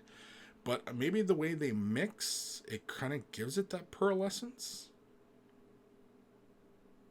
I didn't think I ordered it was a pearlescence. I didn't think it was in that category. I'm going to have to go back now because maybe Chessex, because that's where I got these Chessex. Maybe they messed up my order. But, I mean, I don't care. I mean, they're nice. It's kind of got a shininess to them. The red is opaque. It's solid. The pip's solid, right? It's number 1, right? It's on the 6. The symbol's on the 6. And the symbol looks good. The symbol's nice and clear. And, yeah, pachow. Wapachaw? Anyway. I like the dice. I like them. I'm happy with them. Ishiab, I want those dice. Post how we can get them and how much. Well, patrons, I'm going to say, everybody who supports me at base coated monkey and higher. So base coated monkey, shaded monkey, non-metallic metals, right? All the tiers that it progresses upwards. I'm sending you dice. Base coated monkey, you're getting 2 dice. So base coated monkeys, you're getting 2 dice. Shaded monkeys, you're getting more. I think I'm going to send you 4. And everybody else is getting more dice. So, and of course, everybody who supports at the primed and plastic and gray plastic, I think once I start selling them, you'll get a discount off them. But you're going to have to wait. So, yeah, because I'm not set up for it right now. But yeah. Fire Drake 18. Hopefully they're weighted so they roll 6s. Let's see how they roll. I'm sorry I can't show you guys, but oh shit, they roll double 1s. No, I'm just kidding. they're dice. They're dice. Shit, that's the same roll. Okay, hold on. I have yet to get the monkey though. They're kind of middle of the road right now. There we go. I got a monkey. A monkey and a 4. So it's 10. Gave me a 10 because the monkey's a 6. Anyway, dice are in. I got my dice. They're in. So everybody who currently supports me on Patreon, you're getting dice. You're just getting dice. I'm sending you out. You don't have to pay for them. I'm sending them to you. So as a thank you, this was part of the plan with getting dice done was everybody who supports me on Patreon just getting dice for free. So if you support me right now and you start supporting me on Patreon, I'm going to send you dice. So everybody who buys in at any of the tiers at what is it? Shaded monkey? No, base coated monkey. Fuck! I don't even know my tiers. What are the tiers? Anyway, what are the tiers? I'm pulling up my Patreon right now. So gray plastic monkey and underprimed monkey. Once I start selling the die, you'll get them at a discount. If you're supporting, you'll get a discount. Smooth base coated monkey, recess shaded monkey, edge highlighted monkey, non-metallic metal monkey, and shiny demon monkey. You're getting dice. You're getting dice. I'm just going to start shipping out dice. Smooth base coated monkey, which is where we're starting this at. You're getting 2 dice. And everybody else, recess shade monkey, you're going to get more dice. Edge highlighted monkey, you're getting more dice. Non-metallic metal monkey, you're getting more dice. And shiny demon monkey, you're getting the most dice. So, for free. Well, for supporting. It's not for free because you're supporting me. So, but I'm shipping you out some dice. So everybody else after today, of course, once I start getting all this prepared, I haven't gotten it all prepared because I just got the dice now. I will update the tiers to reflect that so that dice are now available because I have them in hand. I have dice in hand. I have dice. And they have the monkey on them. I'm happy. I'm super stoked. Yeah. So anyway, so that was the plan for the Patreon. That was one of the things that I wanted to have available. T-shirts was another. Of course, and I'm thinking that non-metallic metal monkey and higher will get t-shirts for free once I get the t-shirts. So, as thank yous for supporting at those levels. Ishab, I want those dice. Oh no, I already read that one. Jabba's left nut, roll them and don't hold them, you tease. I did roll them, but yeah. Ishab, I have no idea what tier I am. I'm a supporter from a million years ago. I just want to get them. Yeah. I know, Sammy, that you are a supporter, and huge thank you. I'm not sure what tier you are either. But if you're at even base-coated monkey, or, yeah, base-coated? Shaded. Fuck. Anyway, the two lower tiers, gray plastic monkey and primed monkey, you're not automatically getting dice. But once I start selling them, you'll get them at a discount as a thank you because you're supporting. I have to Patrons, everything I do is about Patrons, right? So, but yeah, it's base coated monkey, right? It's base coated monkey. Yeah, base coated monkey. You're just getting 2 dice. 2 dice. You're getting them for free as a thank you, and so, yeah. Anyway, what time we at here? Holy crap, we've gone 3 hours. Good gravy. So, if you need help with your color scheme, you have a burning painting question that you need help with, you just want to show off what you're working on, send your questions to Kris at wayofthebrush.com. Of course, if you're attending live, you can always ask in the chat at any point, and I will always try and answer your questions. But yes, it's in the description below, as well as a link to wayofthebrush.com. That is in the description below. A central hub of all the cinemas has links to all the social medias, as well as Discord. Discord's been fantastic. And it has links for t-shirts. You want to help support the cause? Look like a connoisseur of all that is good and holy in this universe. They're wearing a Way of the Brush t-shirt. And if you've purchased yourself a shirt, send a picture of yourself in your shirt, and I will add it to the Monkey Shrine, which is at wayofthebrush.com. Monkey Shrine, boom, it's there. And so, yes. And of course, wayofthebrush.com also has links for Patreon. Patreon support, keeping the lights on. I'm independent now. So this is, if you guys want to continue to support the channel and, get more painting tutorials and also, Patreon support, you guys are getting dice. You're getting dice now. Dice are here. So now I got to start packing them up. So don't be surprised when I send you a message on Patreon. Check your Patreon. When I send you a message asking for your shipping address, not your address, just your shipping address. So it can be a P.O. box. I'll ship to a P.O. box. So don't be surprised when I send you a message saying, what's your address? And if you're supporting after the fact, so after today, dice now are going to be available. I'll be adjusting the Patreon page with those tier supports to reflect that. So you'll see that. So if you're supporting at base coated monkey or recess shaded monkey or higher, you're getting dice. You're just going to get dice. As a thank you, you're going to get some dice. So, but don't worry, I'll list it off, Anyway. So a huge thank you for patrons and, of course, everybody else who's considering after watching this and, want to support and maybe get some dice and some other swag, right? Swag's coming. I'm still building this up, so, yeah. Oh, George. I can't say his last name. Hello, my friend. Hello, George. This is George. He's the one who did the bust. This bust, which I love. Oh, frick. Anyway. Yeah, George. It's right here, buddy. I've got many pictures up. I don't know if you've seen them, George. I think I tagged you in some of the posts. But anyway, awesome, George. Thank you for tuning in. I'm closing out the show right now, so you have to go back and watch it. But anyway. So, Patreon support, huge thank you. If you're not able to support monetarily, money, clicking thumbs up, liking the video, and commenting. And big one is sharing the video. Sharing the video is a huge one. Huge one. So, if you're not able to support, and all it takes is just a couple clicks, and you're supporting me, and you're helping me out a great deal. So, yeah. Oh, and following on all the social medias. Following on Instagram, Twitter, Facebook, other stuff. What's the other stuff? What's the other social media stuff? What are the other stuff I got? I got Tumblr. I don't know. I got a bunch of stuff. I don't know. Instagram. Instagram's a fun one. I like posting on Instagram. I try and post different stuff on all the different medias so that, it makes following, kind of worth it, right? I mean, try and do different stuff on Twitch, different stuff on Instagram, Facebook, try and do different stuff. But anyway, enough about that. I'm going to go eat because, man, I'm sweating. I think my sugars are getting low. I need some foods, and I can hear food and I can smell food. Mama brought food home, so I'm going to hurry up and go get some food before everybody else eats it up on me. Thank you guys for tuning in today. I think we had a laugh. Did we have a laugh? We had one or two, didn't we?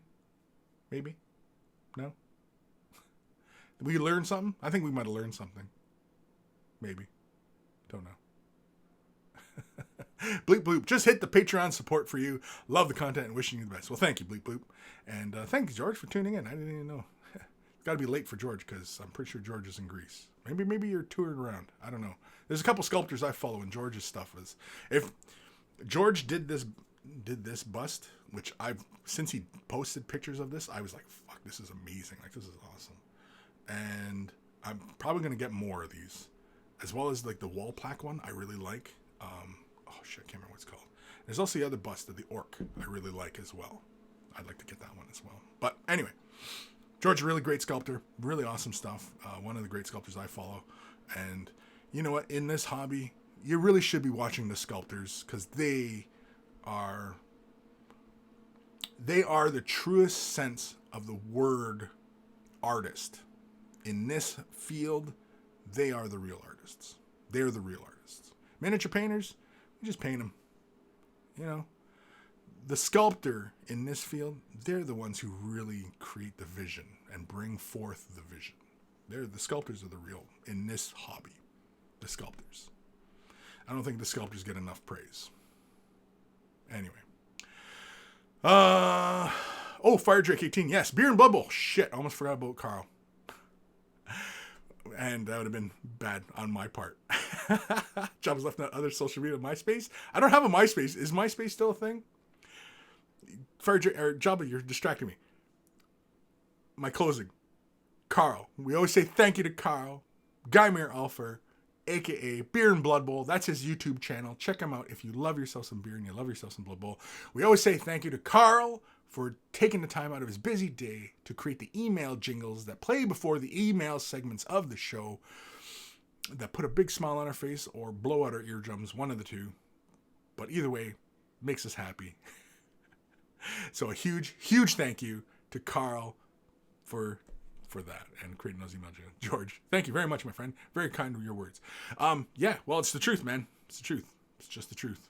And on this show, Kris tries to speak the truth all the time. I try. Sometimes, not so much. But like 99.9999 infinity bar, I'm speaking the truth. Most of the time. I try. If you believe that one, I'll tell you another. All right, I'm getting the hell out of here. Take care of those brushes. They'll take care of you. And I will see you guys later. Well, I'll see the patrons Monday. Man, I'm getting sweaty. I'm just looking at my hair. Oof. Because my sugars, man. My sugars. I gotta go eat.